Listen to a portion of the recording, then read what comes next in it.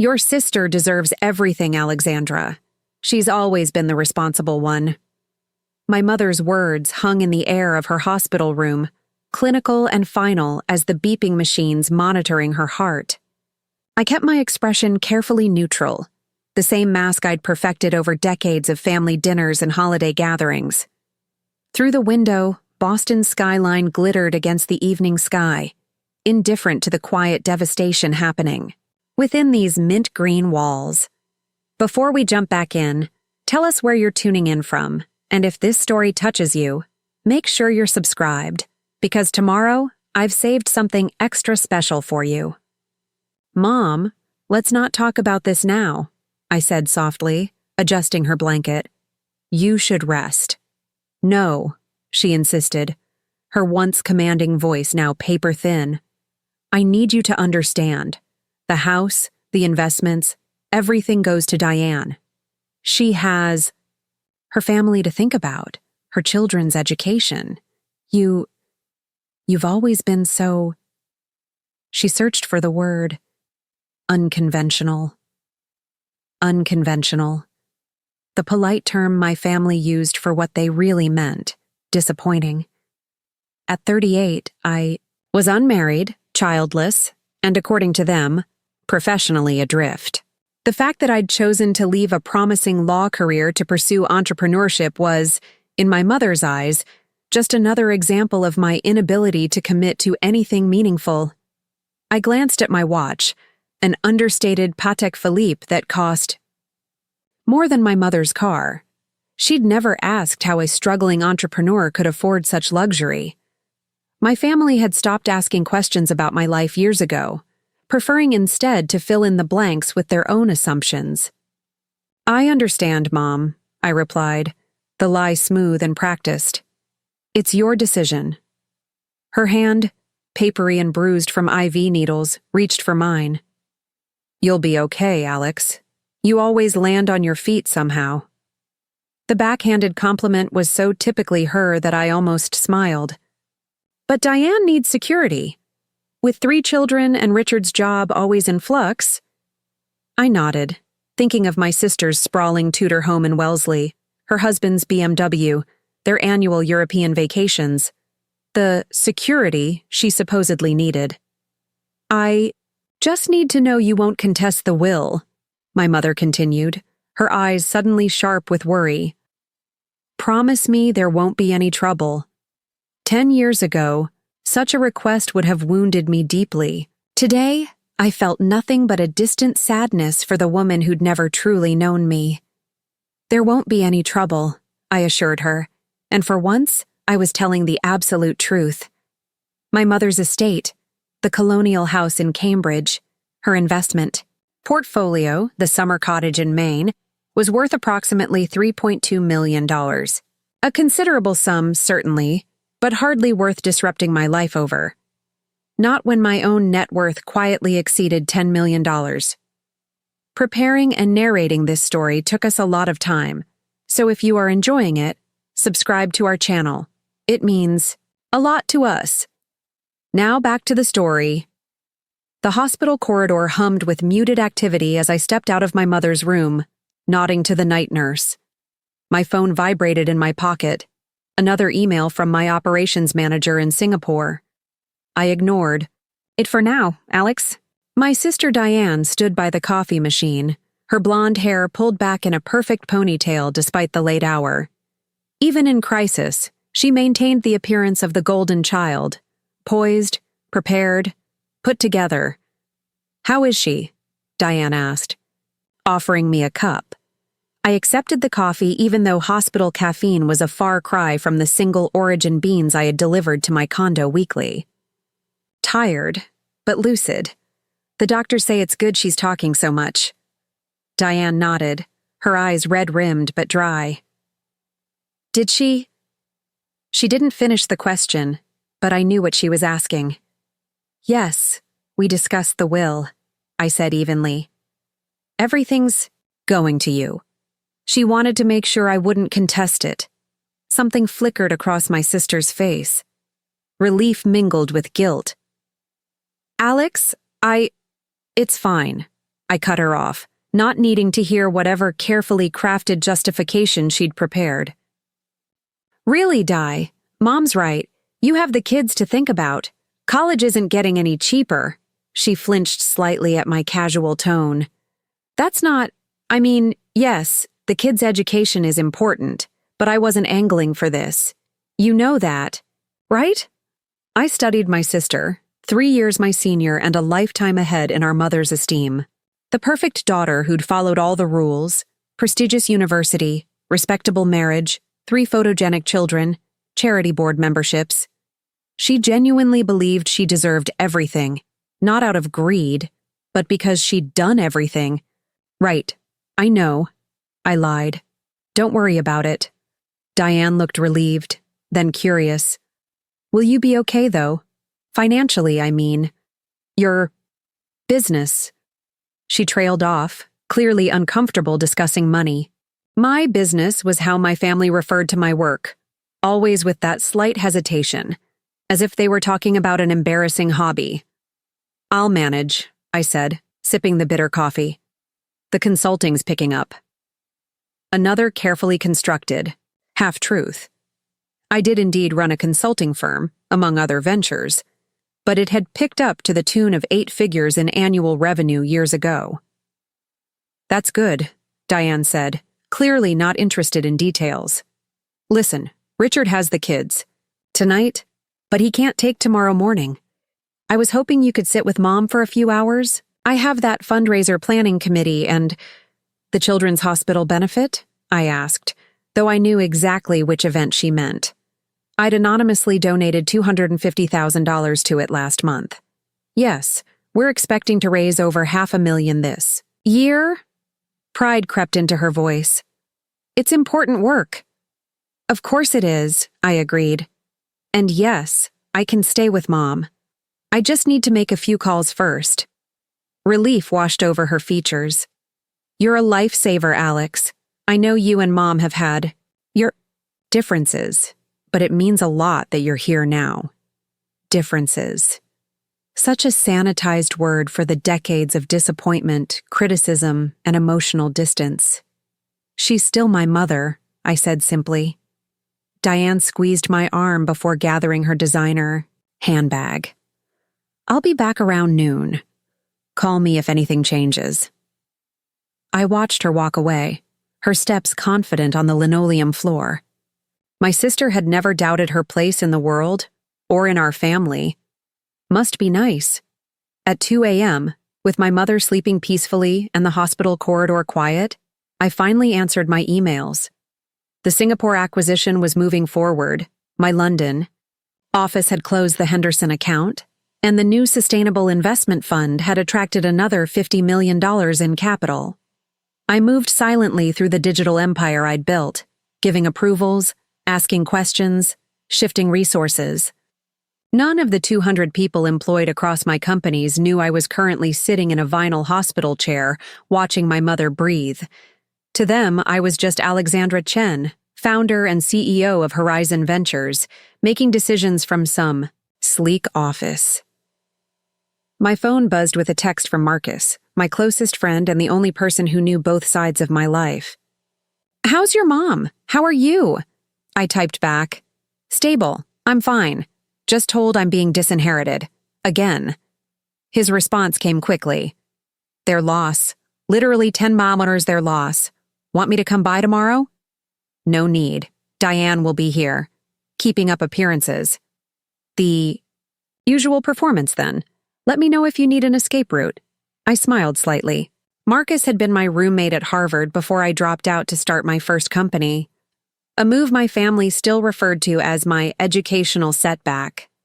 He'd stuck with me through those early, uncertain days, believing in my vision when no one else did. Now he was my COO and the only person who understood why I maintained this elaborate deception. Looking at my sleeping mother, her face softened in unconsciousness, I wondered for the 1,000th time if I should have told them. If I should have brought home acquisition announcements instead of carefully constructed stories of modest consulting gigs. If I should have bought them all houses instead of living in what they assumed was a sensible condo bought with a bank loan. But I knew why I hadn't. The moment they learned about my success, our relationships would forever change. I'd no longer be disappointing Alex who couldn't stick with law school. I'd be successful Alex who could solve all their problems with my checkbook. The thought made me more tired than any international conference call ever could. My laptop chimed softly with an incoming video call request. Singapore was awake and working.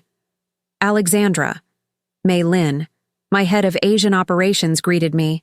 Her background, a gleaming office with the Singapore skyline behind her. I'm sorry to disturb you so late.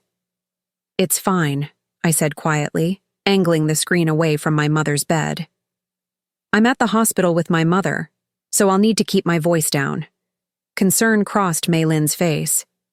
I didn't realize. We can reschedule. No, need. What's the situation with the Tokyo numbers? For the next 20 minutes, we discussed profit margins and market expansion, decisions that would affect hundreds of jobs and millions in revenue, all while my mother slept 3 feet away, believing I was barely making ends meet. After ending the call, I checked my watch again. 3:15 a.m. I leaned back in the uncomfortable chair and closed my eyes, not to sleep, but to think. Tomorrow, I would sit in this room and listen as my mother reiterated to her lawyer that Diane deserved everything. I would nod and accept and play the role they all expected of me.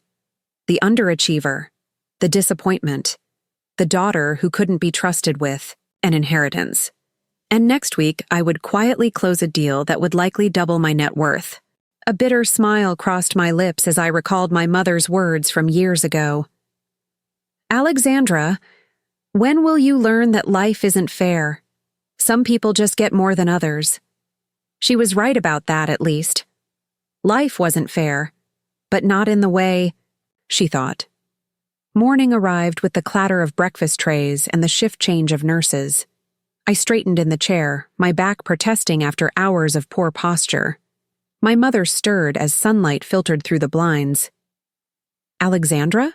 She murmured, momentarily confused. You stayed all night? Yes, I said, moving to pour her some water. Diane had to go home to the kids. She nodded as if this made perfect sense. Diane's responsibilities always took precedence. You look tired, dear. You should take better care of yourself. I bit back a laugh. Even now, criticism came more naturally to her than gratitude. I'm fine, I said, checking my phone. 3 missed calls from Tokyo, an urgent email from legal about a patent issue, and a text from Marcus offering to bring coffee. Can I get you anything?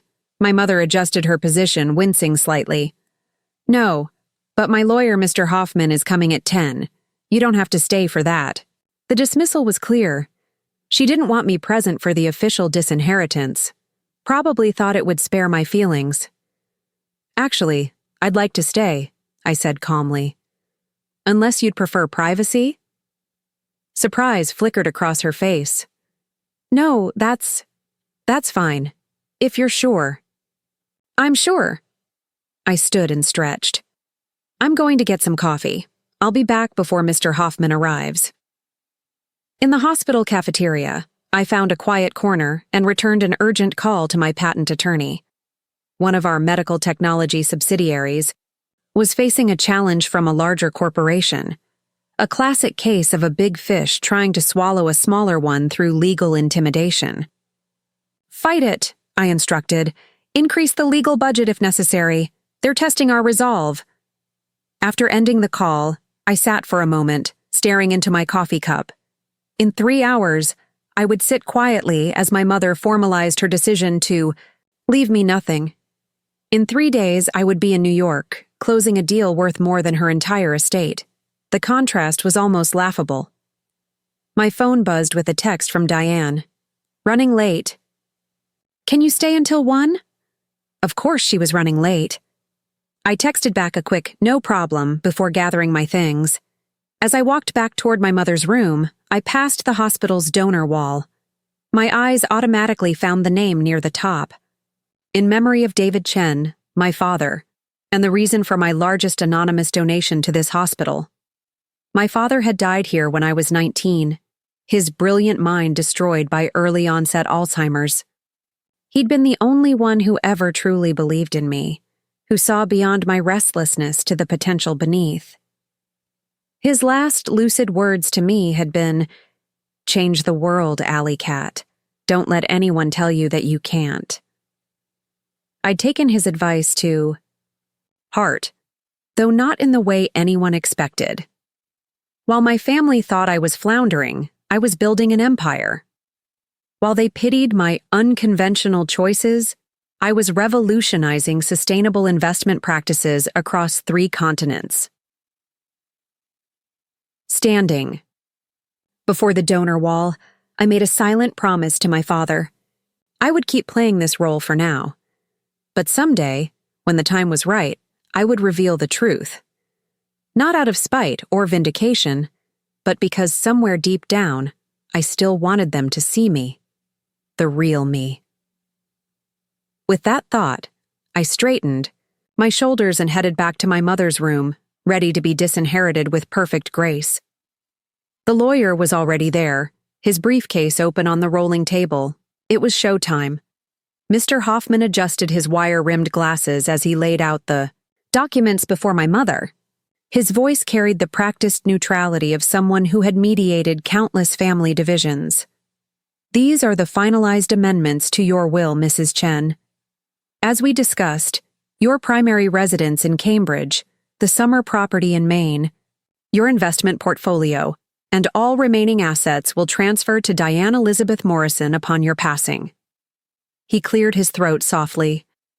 "Alexandra will receive your personal effects and family heirlooms, as specified in Appendix B. My. Mother nodded, her eyes briefly meeting mine across the room. I maintained my calm expression, though internally I was calculating the exact value of those personal effects, approximately $50,000 worth of jewelry, photo albums, and my grandmother's china that nobody used. "Alexandra," my mother said, her voice stronger than it had been yesterday, "are you certain you're comfortable with this arrangement?" I moved closer to her bedside, aware of Mr. Hoffman's curious gaze. He'd likely witnessed countless inheritance disputes and was probably expecting some objection. "Yes, Mom. We've discussed this. It makes perfect sense." I placed my hand over hers, feeling the prominent bones beneath paper-thin skin. "I just want you to focus on getting better." Relief washed over her features.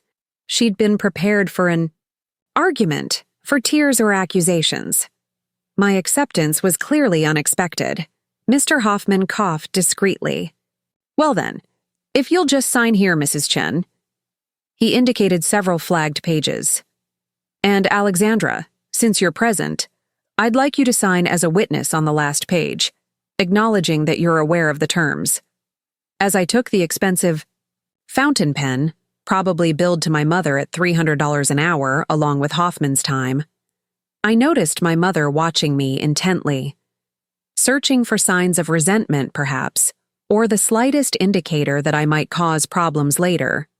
I signed, with a flourish, my signature strong and confident. The same signature that appeared on major business deals and bank transfers encompassing millions of dollars. "There," I said, capping the pen and returning it to Hoffman. "All official." My mother visibly relaxed, sinking back against her pillows. "Thank you, Alexandra." The 3 simple words carried the weight of everything unsaid between us.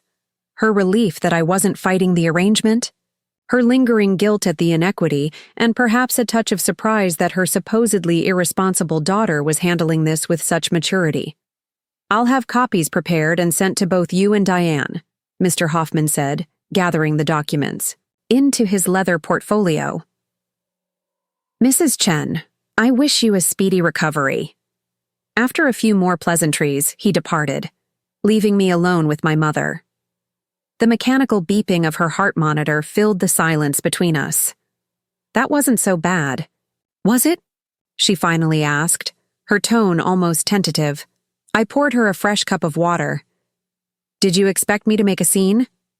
No, not a scene, but perhaps questions. She accepted the water, taking a small sip. Some disappointment. I settled back into the visitor's chair. Mom, I'm 38 years old. I've been financially independent since I was 22. I don't need your money. That's not the point, Alexandra. For a moment, she sounded like her old self, the formidable mathematics professor who had never tolerated imprecision in thought. Inheritance isn't just about need. Then what is it about? She seemed taken aback by my direct question. It's about continuity, family responsibility. She sighed. Diane has always understood that. And I haven't. I finished for her. Not a question. You've chosen a different path, she said carefully. You've always valued your independence over family obligations. I wanted to laugh at the irony. My family had no idea that I'd established trust funds for each of Diane's children, ensuring they would never worry about college tuition or starter homes.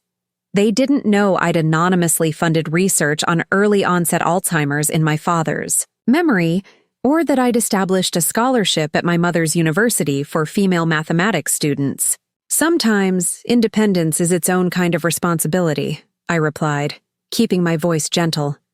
But let's not argue about ancient history. You need rest. Before she could respond, Diane appeared in the doorway, impeccably dressed in a cream-colored suit, her blonde hair swept into a professional updo. I'm so sorry I'm late, she announced, setting down her designer handbag. The meeting ran over, and then traffic was absolute murder on Storrow Drive.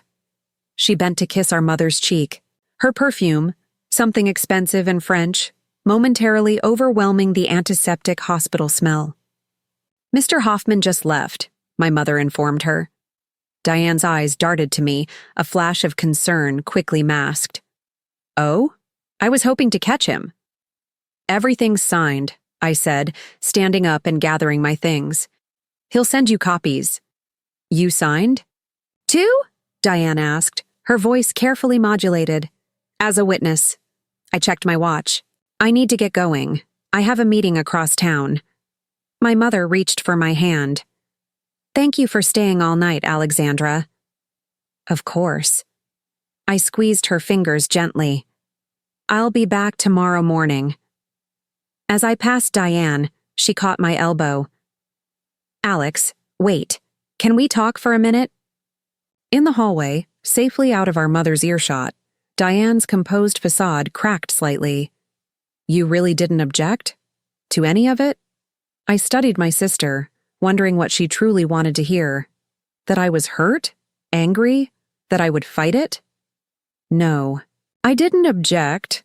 Mom's made her decision and I respect that.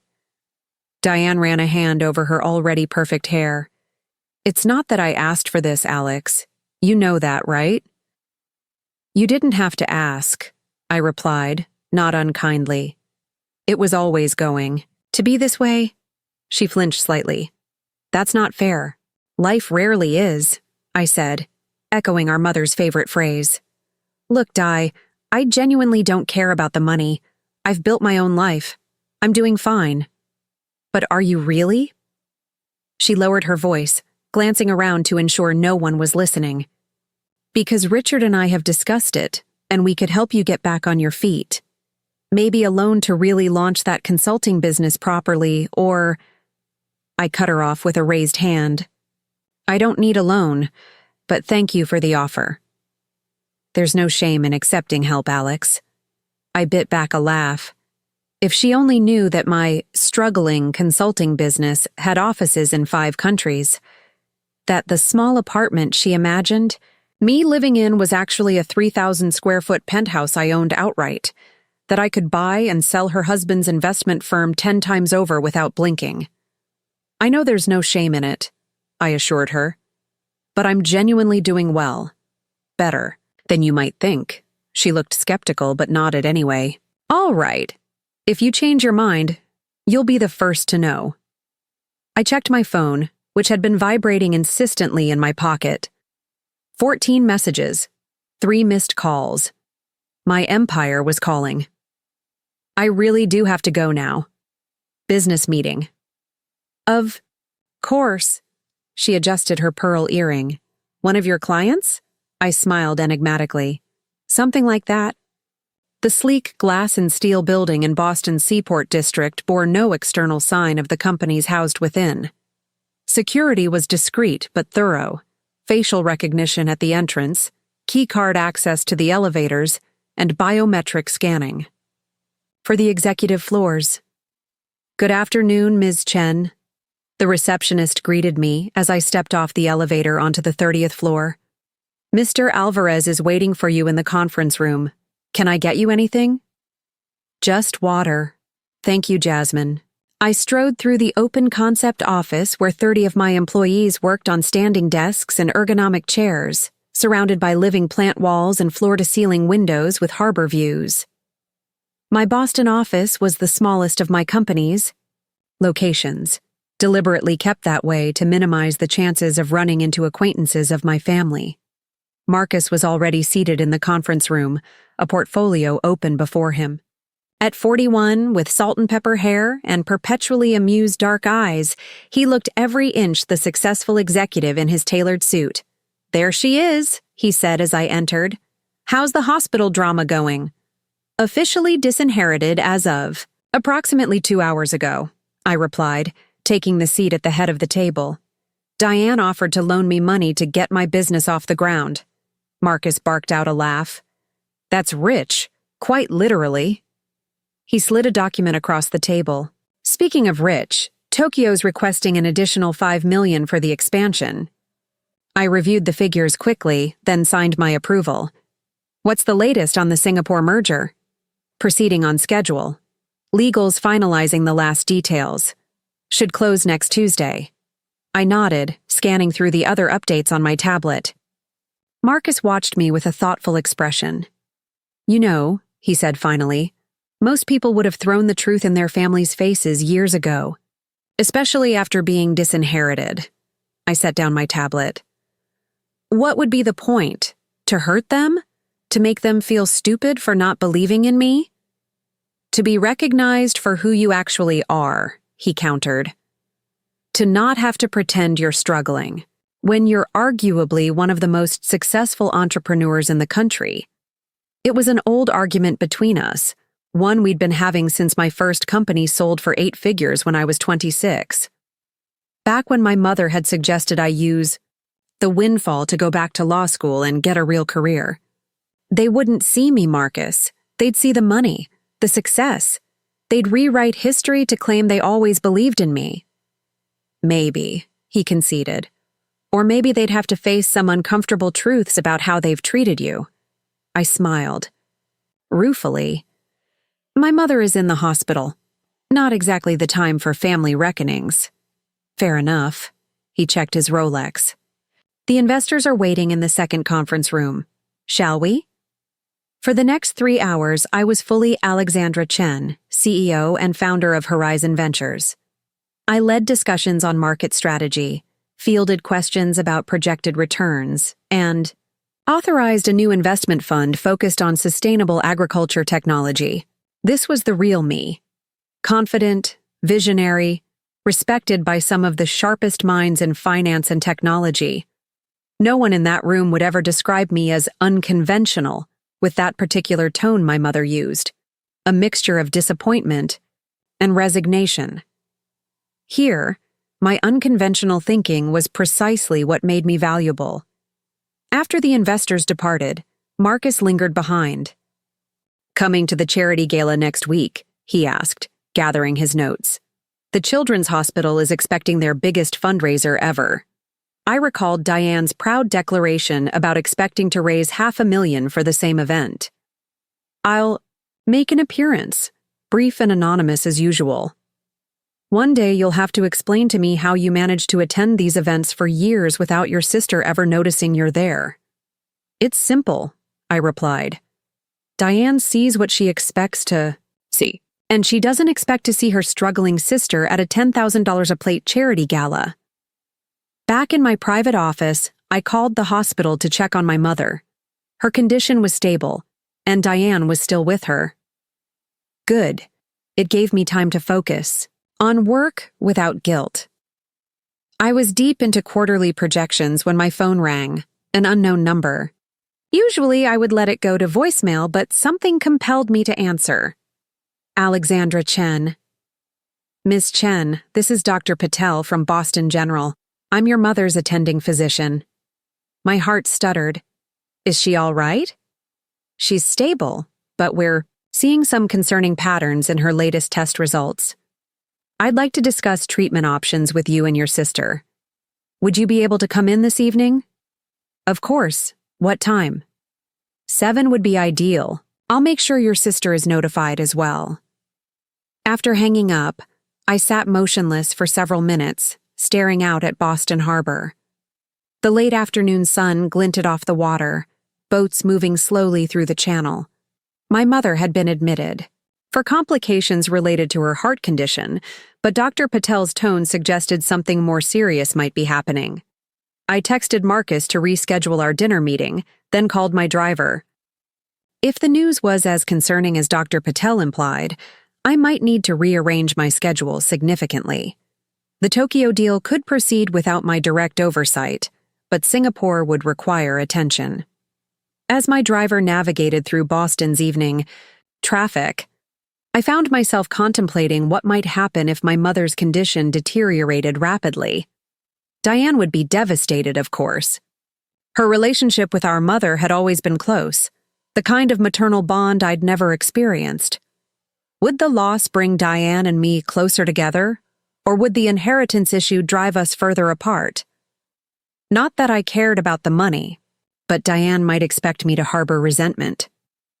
My thoughts were interrupted as we pulled up to the hospital entrance. I spotted Diane's Range Rover already parked in the visitor's lot. Of course she'd arrived early, probably brought flowers and a home-cooked meal too. Sure enough, when I entered my mother's room, fresh lilies had appeared on the windowsill and Diane was arranging what looked like homemade cookies on a tray.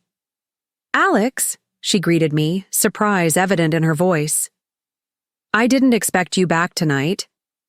Dr. Patel called me directly, I explained, moving to our mother's bedside. She appeared to be sleeping. "How is she?" "The same, I think. Dr. Patel just said he wanted to discuss some test results." Diane lowered her voice. "I'm worried, Alex. He wouldn't tell me anything over the phone." Before I could respond, Dr. Patel entered, carrying a tablet and wearing the serious expression doctors reserve for difficult conversations. "Ms. Chen, Mrs. Morrison, thank you for coming," he began, closing the door behind him. "I've received your mother's comprehensive test results, and I'm afraid the situation is more complex than we initially thought." Diane reached for my hand. Instinctively, something she hadn't done since we were children. I squeezed her fingers, both of us bracing for what came next. "In addition to the heart condition we've been treating," Dr. Patel continued, "we've found evidence of advanced lymphoma. It appears to have been developing for some time, undetected." "Cancer?" Diane whispered, her grip tightening on my hand. "But how? She's had regular checkups. She's always been so health-conscious." Dr. Patel's expression was sympathetic but frank. "This particular form can be quite insidious, presenting with symptoms easily attributed to other conditions. Your mother's heart issues likely masked the early warning signs." "What's the prognosis?" I asked, my voice steadier than I felt. Dr. Patel hesitated. "Given the advanced stage and your mother's age and existing cardiac condition, treatment options are limited. We can certainly attempt to slow progression, make her comfortable, but I want to be honest with you both. We're looking at months rather than years." Diane made a small choked sound beside me. I kept my eyes on Dr. Patel. "How many months?" 6 at most, possibly fewer. The room seemed to tilt slightly. 6 months. After decades of emotional distance, complicated feelings, and missed connections, we had 6 months left with our mother. "Does she know?" I asked. "Not yet. I wanted to speak with you both first. Diane was openly crying now, her perfect composure cracked. We can't just... I put my arm around my sister's shoulders, feeling her lean into me like she hadn't done in 20 years. What's the next step, Dr. Patel?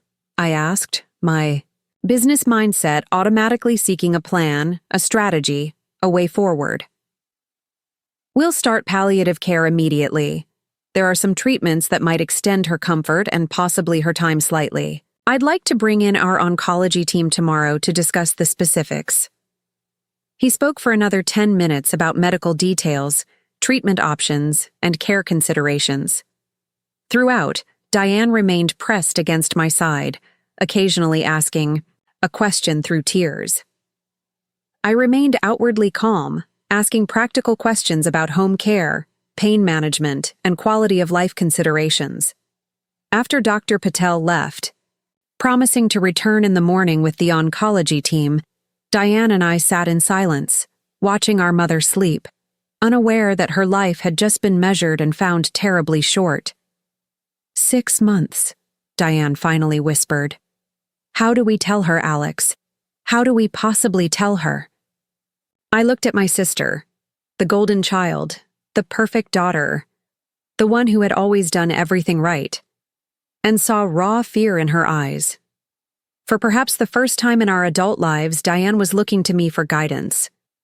We tell her together, I said softly, and then we make these 6 months count. Diane nodded, wiping tears from her cheeks. She always wanted to see Paris again, and there's that mathematics conference in London next month she was planning to attend. I made a mental note to have my assistant arrange for a private medical jet. We'll make it happen. My sister looked at me with red-rimmed eyes. How are you so calm right now? The truth was, I wasn't calm at all. Beneath my composed exterior, my mind was racing, calculating how to clear my schedule, how to ensure my mother received the absolute best care, how to make whatever time she had left as meaningful as possible. But there was something else too, a strange, sad realization that my mother would die never knowing who I truly was. Never understanding that her unconventional daughter had built something remarkable. That I had, in my own way, changed the world, just as my father had encouraged. Someone has to be, I told Diane. You can fall apart if you need to. I've got this. And I did. What Diane didn't know, what none of them knew, was that handling impossible situations under extreme pressure was exactly what had made me successful in the first place. As my mother stirred slightly in her sleep, I made a silent promise. These 6 months would be different. Not a complete revelation, perhaps, but a chance to build something new between us before the end, even if she never knew about the $10 million secret. The oncology team arrived promptly at 9 the next morning. 5 specialists in crisp white, coats with sympathetic eyes that had delivered similar news hundreds of times before. They spoke of treatment protocols, palliative options, and clinical trials with carefully measured optimism that didn't quite mask the underlying reality. My mother listened with the same analytical focus she'd once applied to complex mathematical theorems, occasionally asking pointed questions about success rates and side effects. Diane sat beside her, holding her hand and struggling to maintain composure. I stood by the window, absorbing every detail while mentally adjusting timelines and strategies. So, my mother said after the doctors had finished their presentation, 6 months is the realistic expectation. Dr. Patel nodded. With the treatments we've discussed, yes, quality of life is our priority now. I see. She smoothed the blanket across her lap with trembling fingers. And without treatment? Mother, Diane interjected, her voice breaking. Of course you'll have treatment. My mother patted Diane's hand. It's a relevant question, dear. She looked back at Dr. Patel expectantly. 3 months, perhaps less, he replied, and the final stages would be considerably more difficult.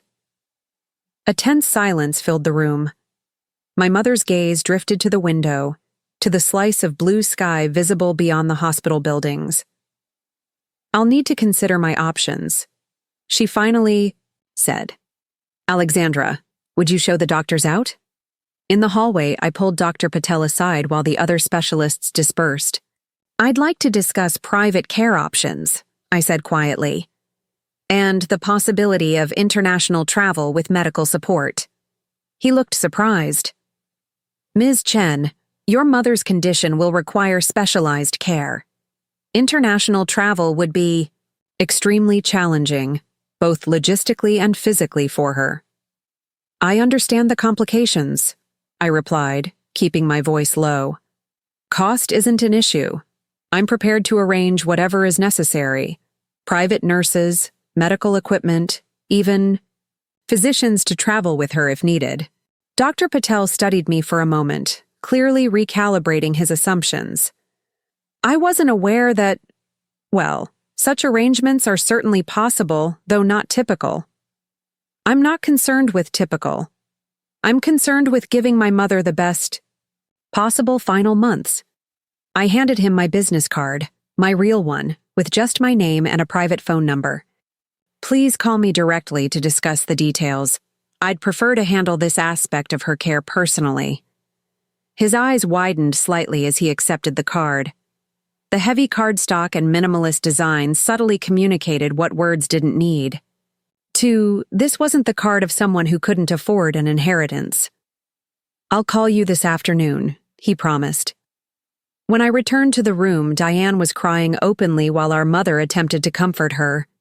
"It's all right, dear," she was saying, patting Diane's golden hair as if she were still a child.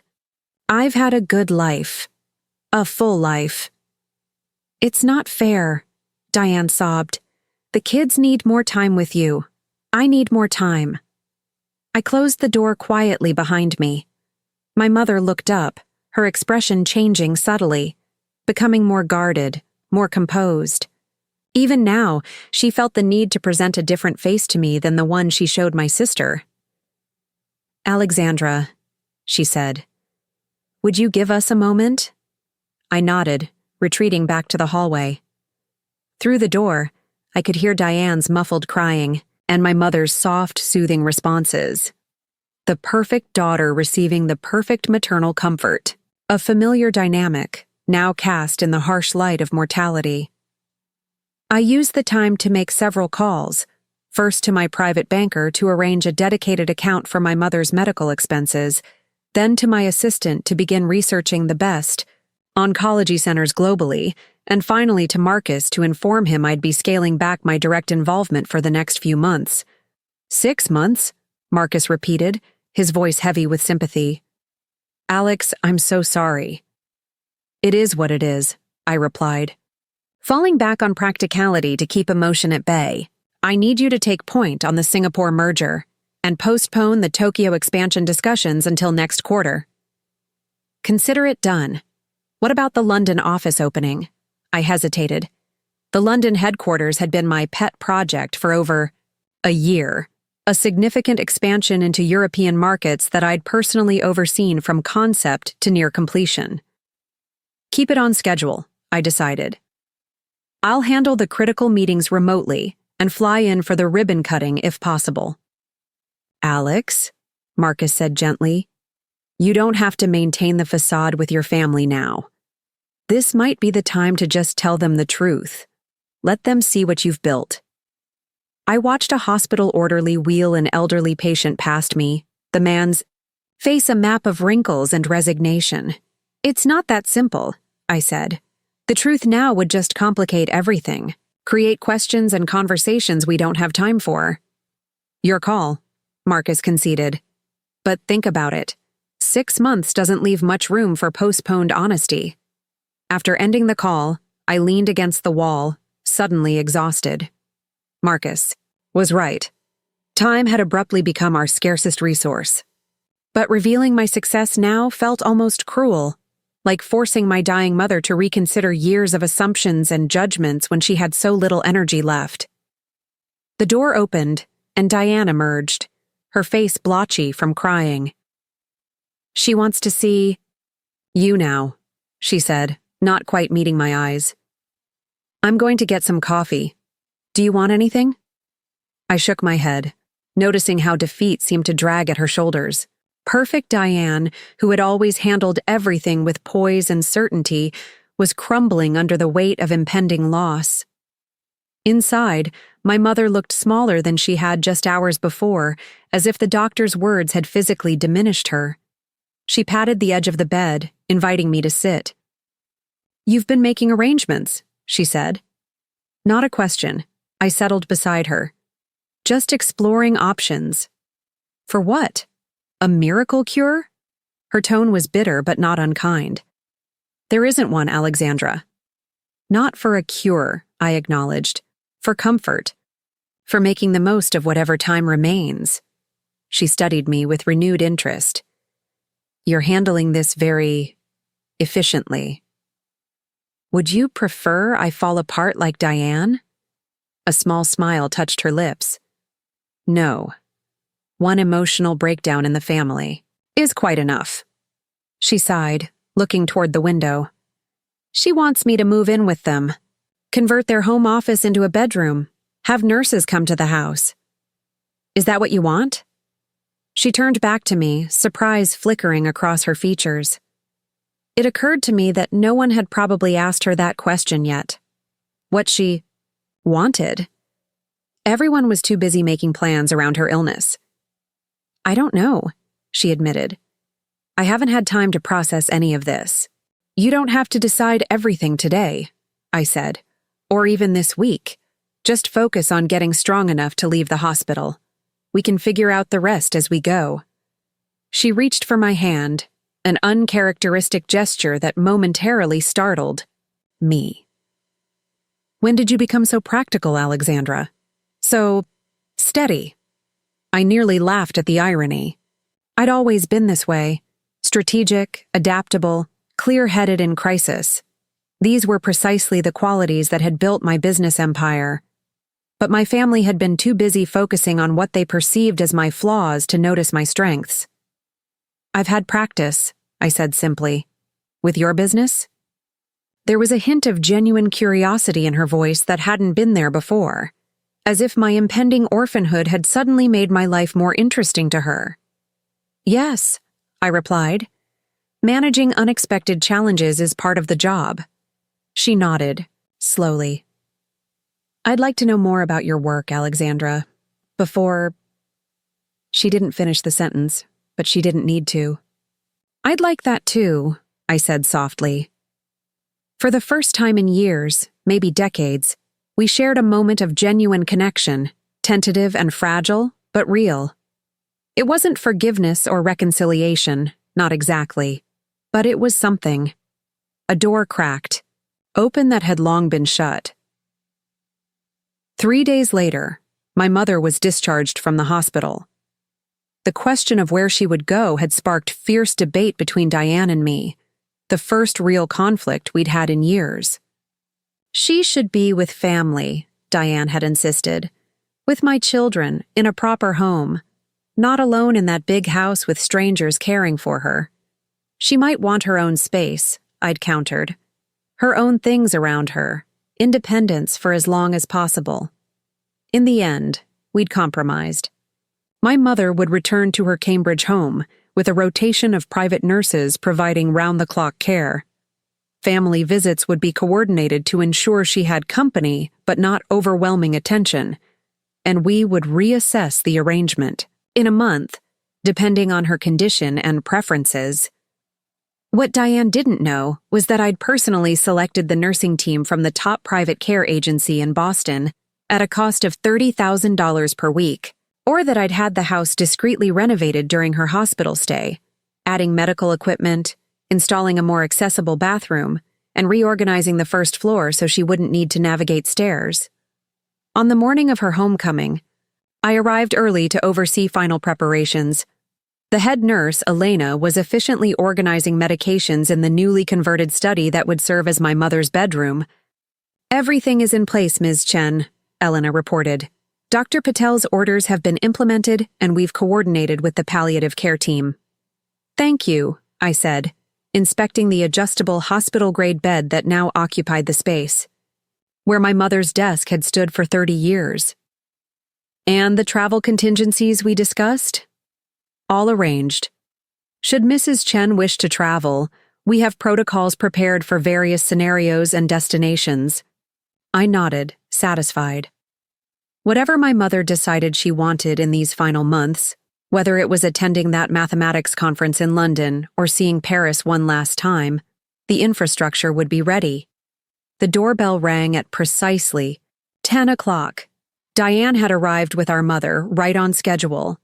I opened the door to find my sister supporting our mother's elbow as she carefully navigated the front steps. "We're home," Diane announced with forced cheerfulness. "Look, Mom, doesn't everything look nice?" My mother entered slowly, her gaze sweeping the familiar space that had been subtly transformed in her absence. The living room furniture had been rearranged to create wider pathways for easier navigation. Medical equipment was discreetly integrated into the decor. Fresh flowers brightened every surface. "You've been busy," she remarked, her sharp eyes missing nothing. "Just a few adjustments," I said, guiding her toward the converted study. "To make things more comfortable." She paused at the threshold, taking in the medical bed, the oxygen equipment, the monitors that would become part of her daily existence. "My study," she murmured. "We can move you upstairs later if you prefer," I said quickly. This just seemed more practical for now. She shook her head. "No, this makes sense." She moved into the room, running her fingers along the edge of what had been her desk, now repurposed as a side table. "You've thought of everything." Diane hovered in the doorway, clearly impressed but also slightly confused. "Alex, how did you arrange all this so quickly? And—" She lowered her voice, though not enough. "How are you covering the expenses? These nurses must cost a fortune." Before I could respond, Elena appeared with a tray of tea. "Mrs. Chen, would you like to rest now? Or are you comfortable receiving visitors for a while longer?" My mother eased herself onto the edge of the bed. "I'd like some time with my daughters, please. Then perhaps a short rest." When Elena withdrew, closing the door behind her, my mother fixed me with a penetrating stare. "Alexandra, I've been thinking. There's something we need to discuss." I tensed involuntarily. Had Dr. Patel mentioned something about our private conversation? About the arrangements I'd made that no struggling entrepreneur could possibly afford? "What is it, Mom?" Diane asked, settling into a chair beside the bed. "My will." My mother's voice was firm, her gaze still on me. "In light of recent developments, I believe we should reconsider the arrangements." Diane straightened. "Mom, that's not necessary. Everything's finalized and—" "I'm still alive, Diane," my mother interrupted, a flash of her old authority surfacing. "And it's still my decision." I kept my expression neutral, though internally I was calculating rapidly. Did she suspect something about my finances? Had she somehow discovered the truth? "What changes are you considering?" I asked carefully. "These arrangements," she gestured around the room, "they're extensive and expensive. I assume you've diverted funds from your business to cover them." I maintained eye contact, neither confirming nor denying. This was dangerous territory. "I don't want you disadvantaging yourself further," she continued. "Your sister's finances are secure. Perhaps a more equitable distribution would be appropriate now, given your contributions to my care." The irony was almost painful. My mother was worried that caring for her would financially strain me, when in reality, the entire cost of her care for 6 months wouldn't even register as a rounding error in my quarterly financial statements. "Mom," I said gently, "I don't want you to change your will because of this. That's not why I've arranged these things." "Then why have you?" Her question was direct, challenging. I hesitated, aware of Diane watching the exchange with growing confusion. How to answer honestly without revealing too much? Because I can, I said finally. Because I want your final months to be as comfortable and fulfilling as possible. Not because I expect anything in return. Something shifted in my mother's expression. A subtle reassessment, perhaps, or the first cracks in a long-held perception. Nevertheless, she said, I'll be speaking with Mr. Hoffman next week. Some adjustments seem appropriate. Mom, seriously, Diane interjected. This isn't necessary. Alex and I can work things out between us after you're gone. Her voice caught on. The last words. Our mother reached for Diane's hand. I need to do this while I still can, dear. While my mind is still clear. I recognized the tone. The discussion was closed. Whatever changes she planned to make to her will, she'd made up her mind. It was both touching and frustrating.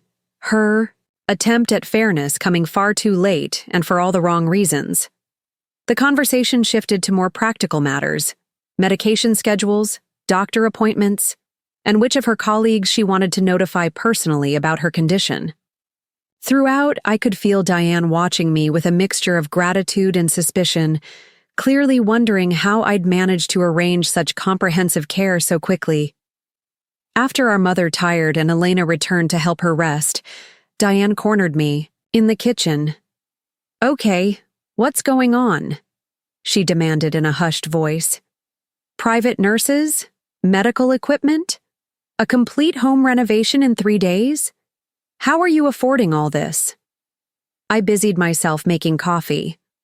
I've been saving, and I have, resources you don't know about. What resources? Last month you were talking about possibly downsizing your apartment to cut expenses. Had I said that? I tried to remember what fiction I'd presented during our last family dinner. The lies had become so routine that sometimes I lost track of the specific details. I may have exaggerated my financial concerns, I admitted, choosing my words carefully. Business has been better than I've let on. Diane stared at me. How much better? I handed her a cup of coffee. Good enough that Mom's care isn't going to bankrupt me. That's all you need to know right now. That's not fair, Alex. We're in this together. I need to understand what's happening. What's happening is that our mother has 6 months to live, and I'm making sure they're the best 6 months possible. I kept my voice low but firm. Can we focus on that right now, instead of my finances? Diane looked hurt, but she nodded reluctantly. Fine. But this conversation isn't over. No, I thought as she walked away. It was just beginning.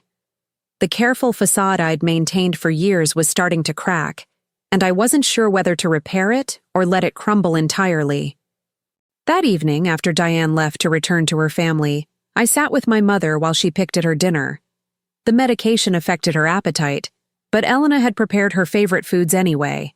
A small act of care that didn't go unnoticed, Yuki. Didn't have to stay, my mother said, setting aside her barely touched plate. I have an army of caretakers now. I wanted to, I replied, moving the tray away. Besides, we agreed to talk more about my work, remember? She settled back against her pillows. Yes, we did. Tell me about this consulting business of yours. What exactly do you consult on? It was the opening I'd been waiting for. A chance to share a version of the truth, if not its full scope. Sustainable investment strategies, I said. Helping companies and individuals direct capital toward environmentally and socially responsible enterprises while maintaining competitive returns. Her eyebrows rose slightly. That sounds more substantial than I realized. It is. I allowed a hint of pride to color my voice. The firm has grown considerably in the last few years. And you built this yourself? Without partners? I thought of Marcus, of the 200 employees across 5 countries, of the executive team that had helped transform my vision into reality. I had help, I acknowledged. But yes, it's my company. My vision. She studied me with newfound curiosity. Your father would have been proud. He always said you had an entrepreneur's mind. I never quite saw it myself. The mention of my father created a momentary tightness in my chest. He encouraged me to think differently, to see opportunities where others saw obstacles. He indulged. "You?" she corrected, though without her usual criticism. But perhaps he saw something I missed. It was as close to an admission as I'd ever heard from her, an acknowledgement that her assessment of me might have been incomplete. In her remaining time, I wondered how much more she might come to understand. "Would you like to see our website?" I offered impulsively, pulling out my phone. "Get a better sense of what we do?" She nodded, accepting the phone as I pulled up Horizon Ventures' public site. I watched as she scrolled through pages detailing our investment philosophy, our global projects, and our impressive client list.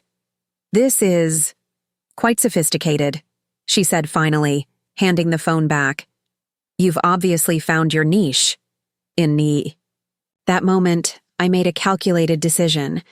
Not complete honesty, but perhaps a step toward it. "Mom," I said carefully, "there's something I should clarify. My business is doing more than just, well.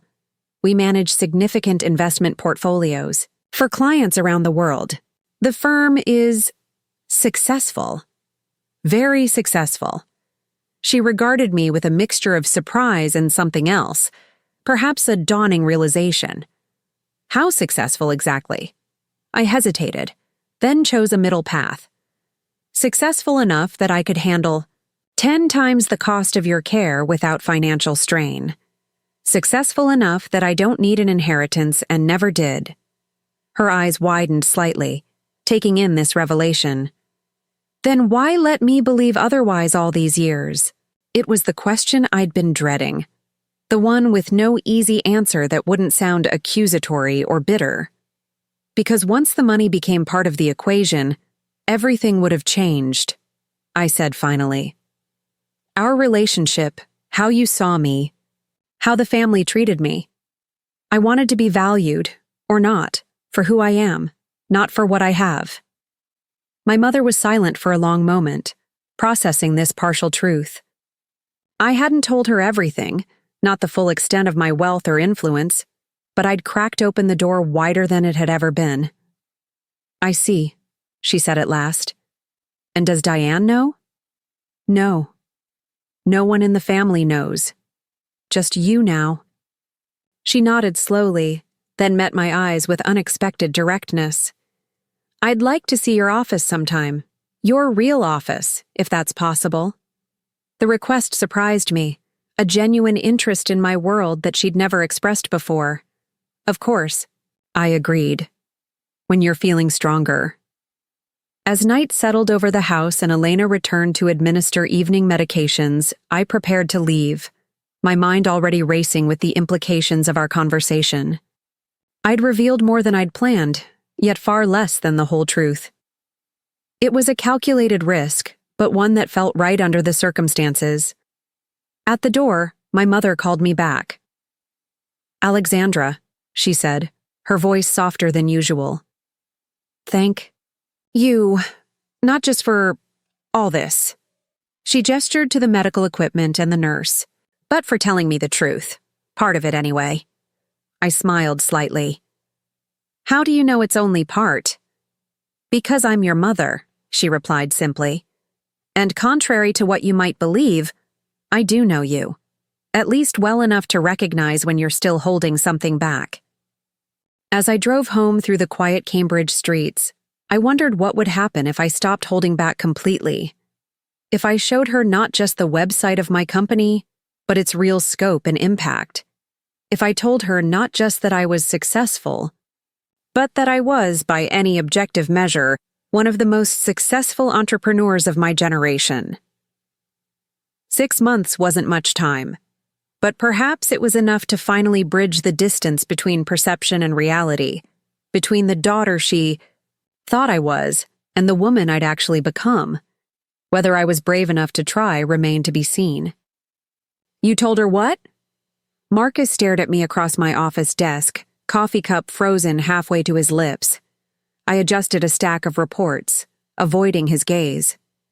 "Just that the business is more successful than she thought, that I could easily afford her, Care, not the full extent. That's like saying Mount Everest is a bit tall, he replied, setting down his cup. You've spent years maintaining this elaborate deception, and now you're just peeling it back? Because she's sick? Because she has 6 months to live, I corrected sharply. And yes, that changes things. Marcus leaned back in his chair, studying me. How much are you planning to reveal? I don't know yet. I stood and moved to the window. From the 30th floor, Boston Harbor stretched out before me, boats cutting white paths through blue water. She wants to see the office. This office? Your actual headquarters with your name on the building directory and award? Plaques on the walls? Yes, he whistled low. That's going to be quite the revelation. What about Diane? Is she getting the truth too? The question gave me pause. My relationship with my sister had always been complex, competitive in childhood, distant in adulthood, connected primarily through obligation rather than genuine closeness. How would she react to learning that while she'd been pitying my modest lifestyle, I'd been amassing a fortune that dwarfed her comfortable upper-middle-class existence? One step at a time, I said finally. Mom first, then we'll see. My phone buzzed with a text from Elena. Mrs. Chen asking about mathematics conference in London next month. Feels strong enough to attend with medical support. Seeking your guidance. I smiled slightly. My mother's determination remained intact, even as her body weakened. The London conference, I told Marcus. She wants to attend. The one happening the same week as our London office opening? I nodded. Convenient. Timing, isn't it? Almost like the universe is forcing my hand. Or giving you the perfect opportunity, he countered. Bring her to London for the conference, then accidentally have her discover your new European headquarters while you're there. That seems manipulative, says the woman who's been hiding a multi-million-dollar empire from her family for years. Shot him a look. That's different. Is it? He raised an eyebrow. Alex, you've spent over a decade creating an elaborate fiction. At some point, you need to own that and stop pretending it was all some noble protection of authentic relationships. His bluntness stung, but he wasn't entirely wrong. While I'd justified my deception as a way to maintain genuine connections, it had also been a shield, protection against judgment, against having my success diminished or attributed to luck rather than skill and hard work. I'll think about it, I conceded. For now, let's focus on getting her to London safely. After Marcus left, I spent an hour on conference calls with our Tokyo partners before turning my attention to the London arrangements. If my mother was going to attend the mathematics conference, it would require careful planning, private medical transport, accommodations with healthcare facilities, coordination with London specialists. As I was reviewing options, Diane called. Mom just told me she's planning to go to London next month, she said without preamble, her voice tight with tension. Please tell me you didn't encourage this. Good afternoon to you too, Di, I replied, leaning back in my chair. And no, I didn't suggest it. She brought it up herself. She's terminally ill, Alex. She can't travel internationally. Actually, she can, with proper medical support. Which would cost a fortune, Diane argued. More than either of us can afford. I bit back a laugh at the irony. Let me worry about that. If Mom wants to attend this conference, if it's important to her, then we should make it happen. I don't understand you, Diane said, frustration evident in her voice. First the private nurses, now international travel with medical support. Where is this money coming from, Alex? Are you in debt? Borrowing against your future? What? The moment stretched between us, ripe with possibility. I could tell her the truth now, end the charade over the phone with a few simple sentences. I'm worth over $10 million. I own a global investment firm. I've been hiding my success from all of you for years. Instead, I said, I told you before, business is better than I've let on. I have resources. That's not an answer. Her voice rose in frustration. We're talking about hundreds of thousands of dollars here, not a few extra consulting clients. Diane, listen carefully, I said, keeping my voice level. I can afford Mom's care. I can afford to get her to London. I'm not in financial trouble, and I'm not making reckless decisions. Can we please just focus on what's best for her right now? There was a long silence on the other end of the line. When Diane spoke again, her voice was quieter, almost wounded. You're keeping secrets from me. After everything we're going through together with Mom, you still don't trust me enough to be honest. The accusation hit harder than expected. My sister might be the favored child, the one who'd made all the right choices according to our mother. But she wasn't wrong about this. It's complicated, Di, I said finally. And yes, there are things I haven't told you, but not because I don't trust you. It's been this way for so long that changing it feels impossible. Nothing's impossible, she replied. You're the one who always taught me that when we were kids, remember? When I wanted to give up on that science project in 5th grade? The memory surfaced unexpectedly. Diane in tears over a failed experiment, me staying up all night helping her rebuild it, insisting that setbacks were just part of the process. A rare moment of sisterly solidarity in our competitive childhood, Remember, I said softly, we used to be a team, Alex, before everything, before we grew up and grew apart. With Mom dying, couldn't we at least try to find that again? I closed my eyes, feeling the weight of years of distance and deception. Yes, I said finally. We could try. Then start by telling me the truth. All of it. I took a deep breath. Not over the phone. When I see you next, we'll talk. Really talk. Promise? I promise. After hanging up, I sat motionless at my desk, contemplating what I'd just committed to. Telling Diane the truth meant dismantling, a facade I'd maintained for most of our adult lives. It meant opening myself to her judgment, her hurt, her inevitable questions about why I'd kept such massive secrets for so long. But keeping the truth from her was becoming unsustainable. The elaborate care arrangements for our mother had created too many questions, too many inconsistencies in my carefully constructed narrative of modest success. My phone rang again, Elena calling about my mother's medication schedule. After addressing her questions, I asked how my mother was doing emotionally. Surprisingly well, Elena replied. She's quite determined about this London trip. She mentioned it's her last chance to see colleagues she's worked with for decades. And she hesitated. And what? She asked if you'd be traveling with her. Specifically you, not your sister. The information gave me pause. My mother, who had always favored Diane's company over mine, was asking for me to accompany her. Did she say why? Only that she thinks you'd be better at handling the logistics, and that she'd like to spend some time with you away from the house. After the call ended, I sat contemplating this development. Perhaps our brief conversation about my business had sparked genuine curiosity. Or maybe, facing mortality, she was finally interested in knowing the daughter she'd never fully understood. Either way, London was rapidly becoming a pivotal moment in our relationship, a chance for at least partial honesty before time ran out.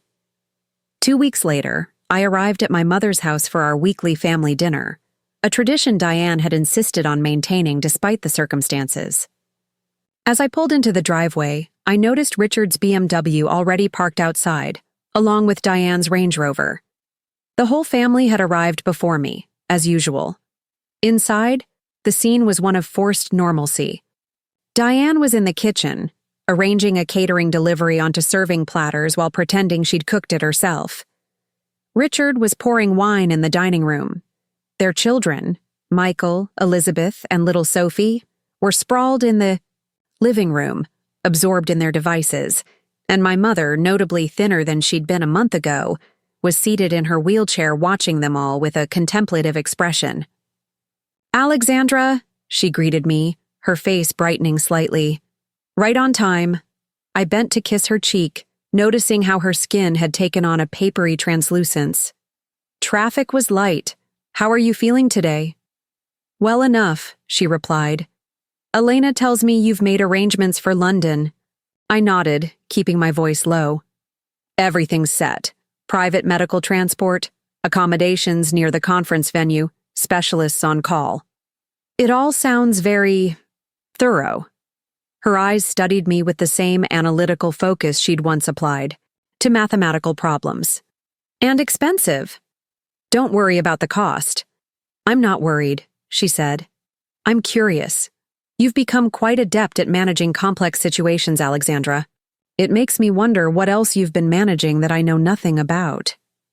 Before I could respond, Diane called us to dinner. The family gathered around the dining table, a choreographed performance of normalcy in the face of impending loss. Richard discussed his investment firm's latest client win. Diane detailed her charity committee's fundraising success. The children offered minimal updates about school and activities when prompted. And what about you, Alex? Richard asked, his tone carrying the faint condescension he always used when discussing my career. How's the consulting going? I felt my mother's gaze on me, alert and curious after our recent conversation. It's going well, I said, taking a sip of wine.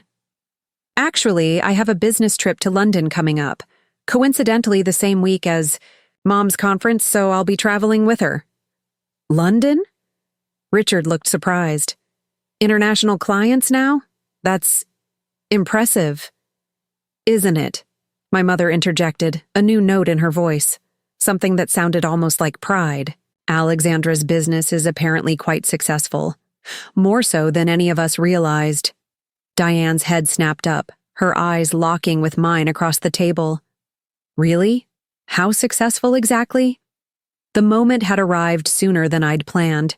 My mother watching with interest, Diane with barely concealed impatience, Richard with skepticism. Even the children seemed to sense the sudden tension, looking up from their plates. Actually, I began carefully, I've been meaning to talk to you all about that. My work isn't just freelance consulting as you might have thought. I run a company. A successful investment firm focused on sustainable enterprises. Richard gave a patronizing smile. Well, that sounds ambitious. How many employees do you have? 5? 10? 217 at last count, I replied evenly. Across offices in Boston, New York, Singapore, Tokyo, and as of next month, London. The silence that followed was absolute. Richard's fork froze halfway to his mouth. Diane stared at me in disbelief. Only my mother seemed unsurprised, though even she appeared taken aback by the scale. That's not possible, Richard finally sputtered. You'd have mentioned something that significant before. Would I? I held his gaze. When exactly would that have come up naturally? During holiday dinners when everyone was discussing Diane's perfect children and your golf handicap? Or perhaps when Mom was explaining why Diane deserved her entire inheritance because I couldn't be trusted with money? Alexandra, my mother said softly, a warning in her tone. I'm sorry, I said, not feeling sorry at all. But it's the truth. I've built something substantial, something I'm proud of. And yes, I've kept it to myself for years because I wanted relationships based on something other than my financial success.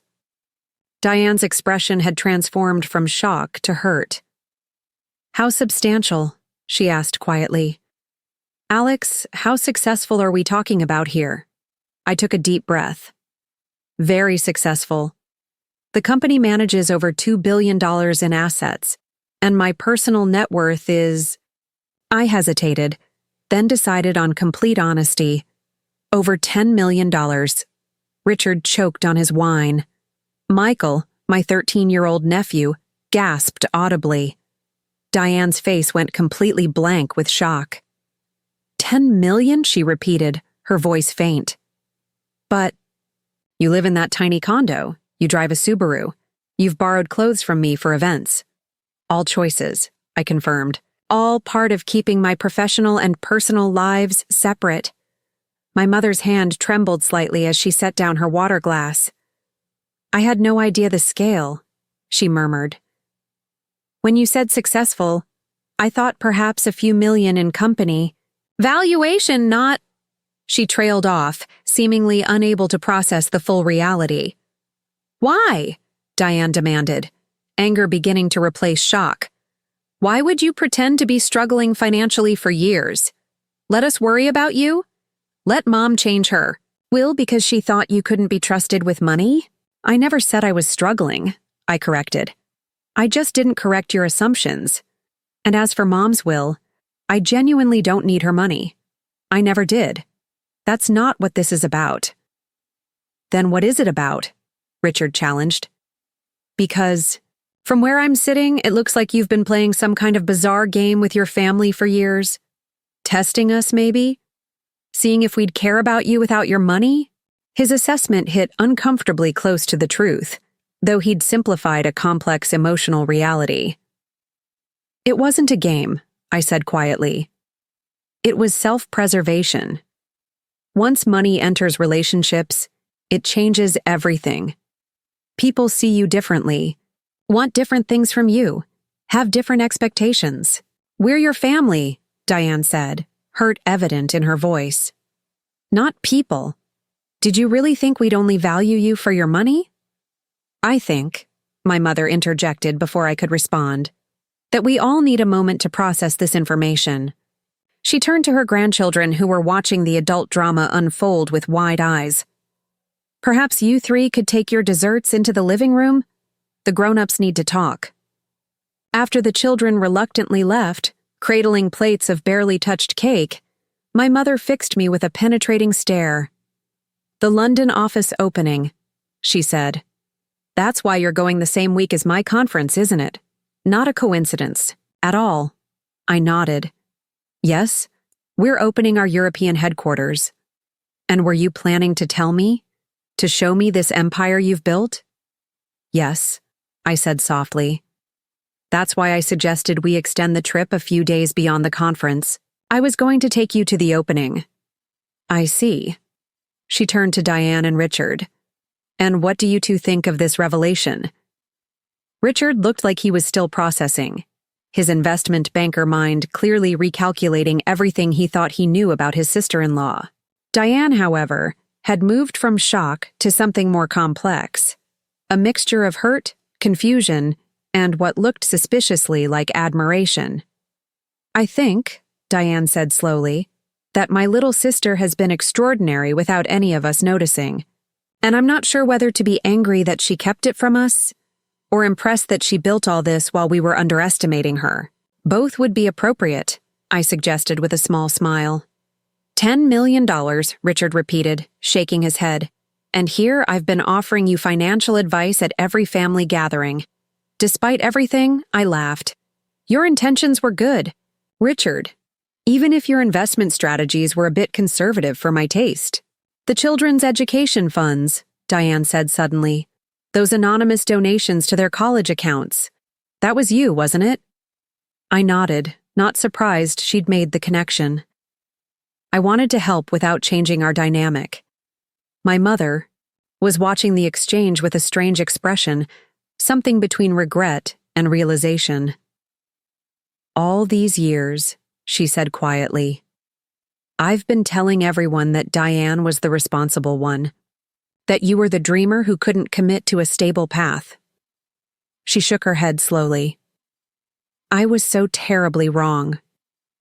You weren't entirely wrong, I countered gently. I am a dreamer. But I've committed to my dreams instead of someone else's definition of success. There's a difference. She reached for my hand across the table, an uncharacteristic gesture that momentarily startled me. I wish your father could see what you've built. He always said you would surprise us all someday. The mention of my father created a familiar ache in my chest. He knew I'd find my way. He was the only one who ever really saw me. Until now, Diane added softly. We see you now, Alex. Really see you. I looked around the table at my family, my dying mother, my stunned brother-in-law, my sister whose expression had transformed from hurt to something like respect. The carefully constructed walls between my worlds were crumbling, and the sensation was both terrifying and strangely liberating. "So?" Richard broke the silence, attempting levity. "About that financial advice I've been giving you." Everyone laughed, the tension fractionally easing.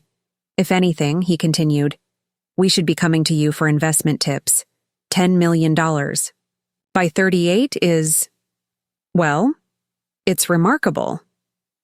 "It wasn't about the money," I said. "It was never about accumulating wealth for its own sake. It was about creating something meaningful, something that reflected my values." "Tell us about it," my mother requested, surprising me again. "Your company, what makes it different?" And so, at the dinner table where I'd sat through countless conversations feeling like an outsider, I finally shared my passion, explaining Horizon Ventures' mission to transform investment capital into a force for positive global change, our projects across 5 continents, the technologies and communities we'd helped flourish. As I spoke, I watched my family's perception of me visibly realign, from the disappointing daughter and pitied sister to someone they barely recognized. Someone accomplished, visionary, powerful in ways they'd never imagined. "London," my mother said when I'd finished. "I want to see it all in London. Your office, your team, everything. Before—" She didn't need to finish the sentence. "You will," I promised.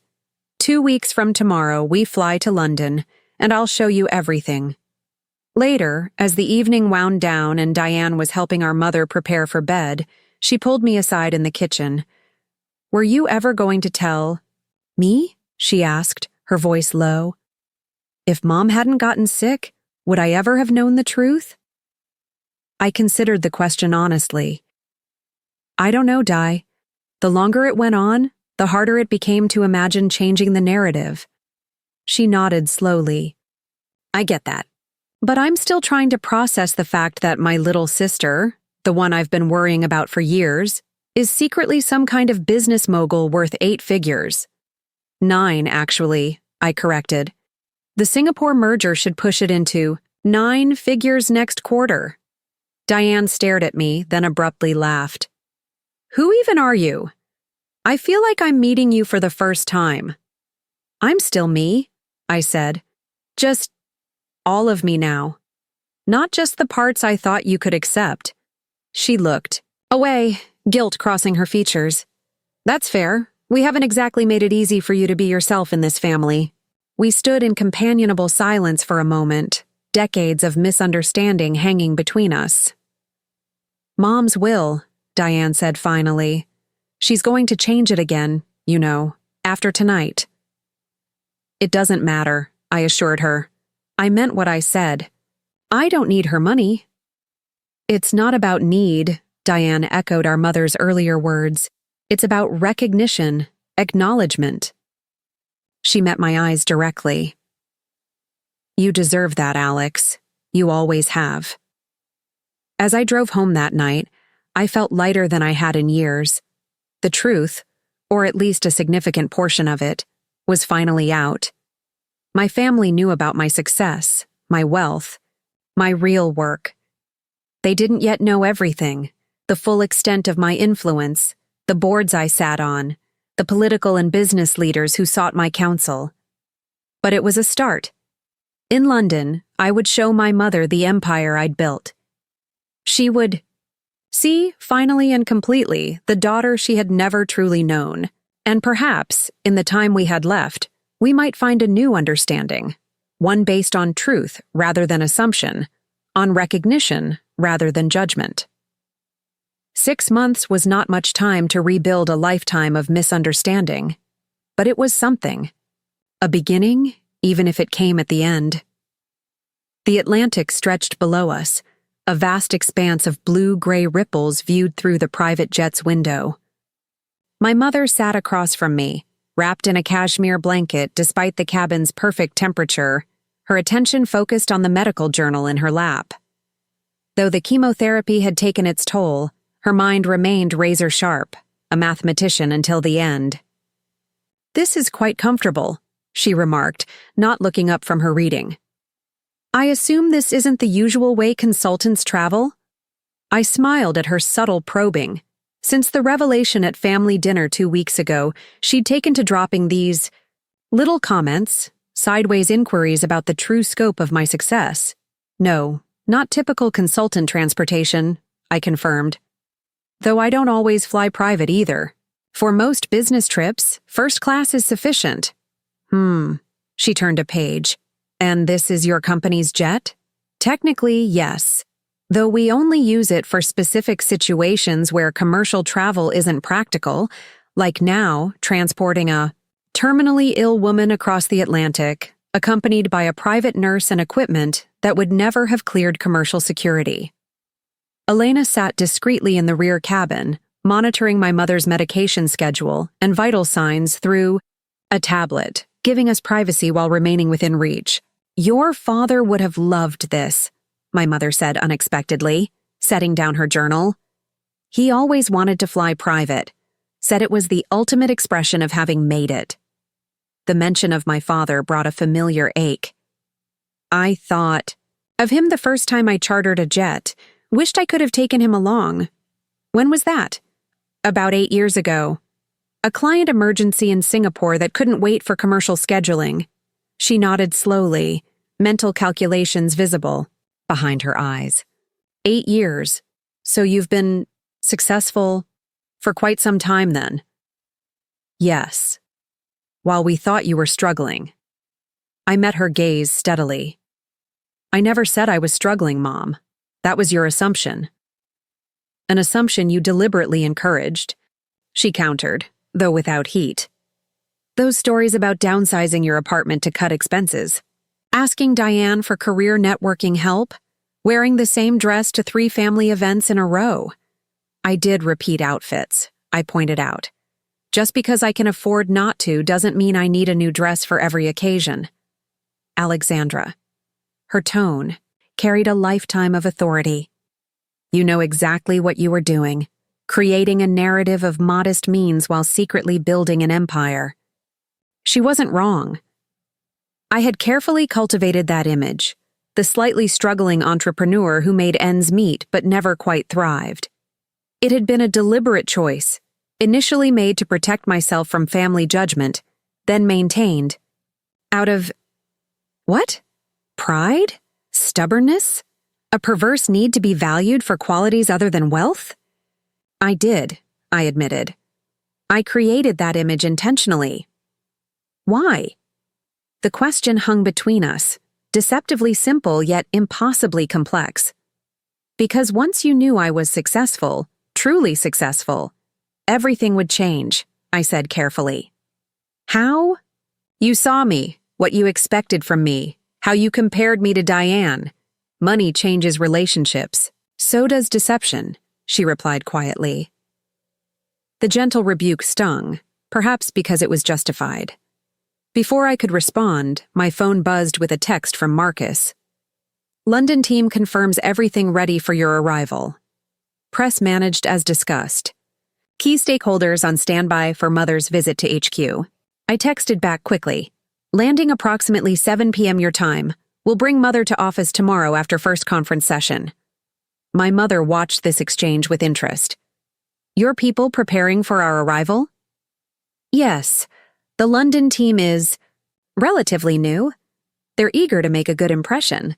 She smiled slightly. "On me or on their intimidating CEO?"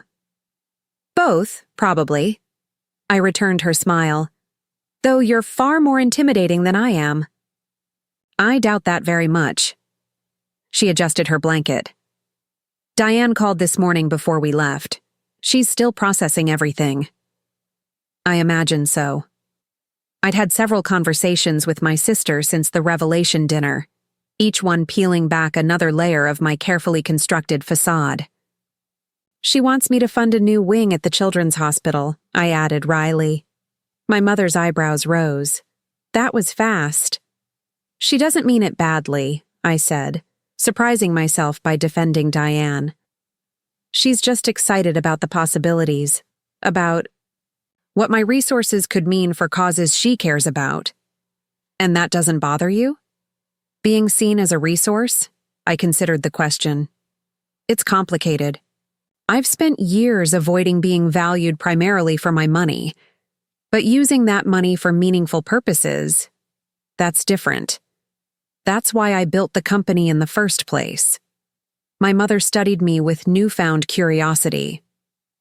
I've been thinking about our conversations over the years, about your business. You never actually lied, did you? Just omitted the scale. Essentially, yes. I glanced out at the ocean below. When I told you I was working on a sustainable investment project, it was true. I just didn't mention it was a $50 million project. When I said I had meetings in Tokyo, I didn't specify they were with the finance minister and 3 corporate chairmen. Quite the omission, she observed dryly. Yes. Well, I smiled. I learned precision of language from the best. You always said a mathematician must be exact in her statements. For the first time in memory, my mother laughed, a genuine sound of amusement that momentarily transformed her thin face, revealing the vibrant woman she'd been before illness. Touché, she said, though I doubt this is what I meant. Elena appeared with medication and water. After ensuring my mother was comfortable, I moved to the jet's small conference area to handle several urgent emails. The London office opening was a significant expansion, and despite delegating most responsibilities to Marcus, certain decisions still required my attention. When I returned to the main cabin an hour later, my mother was asleep, her medical journal fallen to her lap. In slumber, the lines of pain and worry smoothed from her face, making her look younger, more like the formidable professor I remembered from childhood, less like the terminal patient she'd become. I gently removed the journal, marking her page, and adjusted her blanket. As I did, her eyes fluttered open. I wasn't sleeping, she murmured, though clearly she had been. Just resting my eyes. Of course, I agreed, sitting across from her again. We'll be landing in about 2 hours. Do you need anything? She shook her head, then fixed me with a surprisingly lucid gaze. I need to ask you something. Anything. Are you happy, Alexandra? The question caught me off guard. In our family, happiness had never been a priority metric. Achievement, respectability, practicality. These were the values that had shaped our conversations, not emotional fulfillment. I'm satisfied, I answered carefully. I've built something meaningful, something that matters.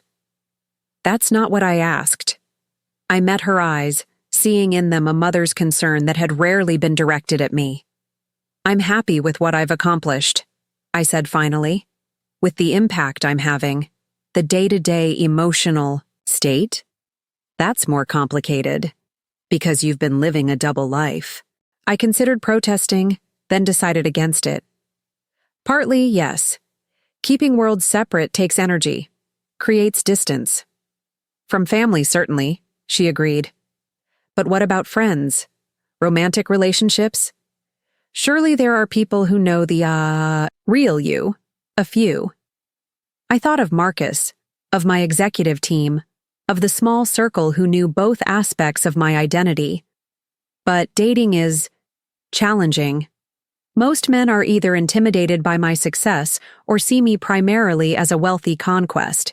She nodded thoughtfully. Your father faced similar challenges. Before me, he dated women who were either looking for security or threatened by his intellect. A faint smile touched her lips. He said he chose me because I was more interested in his mathematical theories than his tenure prospects. This glimpse into my parents' early relationship was unexpected. They had rarely discussed their courtship, and I'd never heard this particular detail. I didn't know that, I said softly. There's quite a lot we haven't discussed over the years, she replied, her gaze drifting to the window. Time constraints, I suppose, and perhaps a certain reticence on both sides. The admission of mutual responsibility for our distant relationship was more than she'd ever acknowledged before. It felt like an opening, a small one, but significant. "We have time now," I offered. 2 weeks in London. No distractions except your conference and my office opening." She nodded slowly. "Yes, I suppose we do." The London Horizon Ventures headquarters occupied the top 3 floors of a sleek glass tower in Canary Wharf, its reception area showcasing floor-to-ceiling windows with panoramic views of the Thames.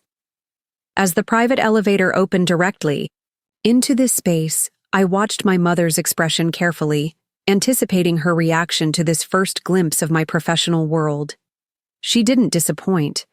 Her eyes widened slightly as she took in the tasteful luxury of the space, the museum-quality art on the walls, the custom furniture, the subtle display of international awards and recognition in glass cases. "This is substantial," she said, understating the obvious in typical fashion. Marcus stepped forward, impeccable in a tailored suit. "Mrs. Chen, welcome to Horizon London. I'm Marcus Alvarez, COO and longtime colleague of your daughter." "Mr. Alvarez," my mother acknowledged. "You've known Alexandra for some time, I understand." "Since Harvard," he confirmed. "I've had the privilege of watching her build this company from concept to global enterprise." I could see my mother processing this information, the implication that Marcus had believed in my vision when my own family hadn't.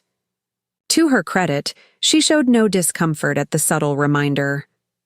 "It seems my daughter chose her associates well," she said graciously. "Actually," Marcus replied with a warm smile, "I think I'm the fortunate one. Your daughter has a remarkable gift for seeing possibility where others see only obstacles." The London executive team had assembled in the reception area, clearly eager but nervous about meeting both their CEO and her mother. I made introductions, noting with approval how they addressed my mother with genuine respect, rather than the condescension often shown to elderly visitors.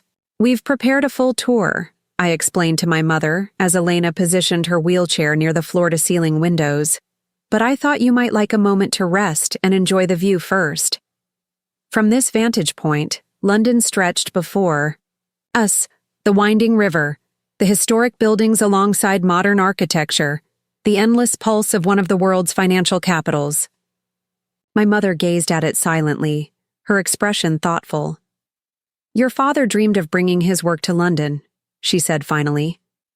"The mathematics community here was his intellectual ideal." "I know," I said softly. "That's partly why I chose London for our European headquarters. He would have loved this view." She reached for my hand, an uncharacteristic gesture that momentarily startled me. "He would have been extraordinarily proud of you, Alexandra. Not just of this," she gestured at the office, "but of your vision, your determination." The words created a tightness in my throat. "Thank you," I managed. "Now," she said, releasing my hand and straightening in her wheelchair. "Show me this empire you've built. Every detail. I want to understand exactly what my daughter has accomplished."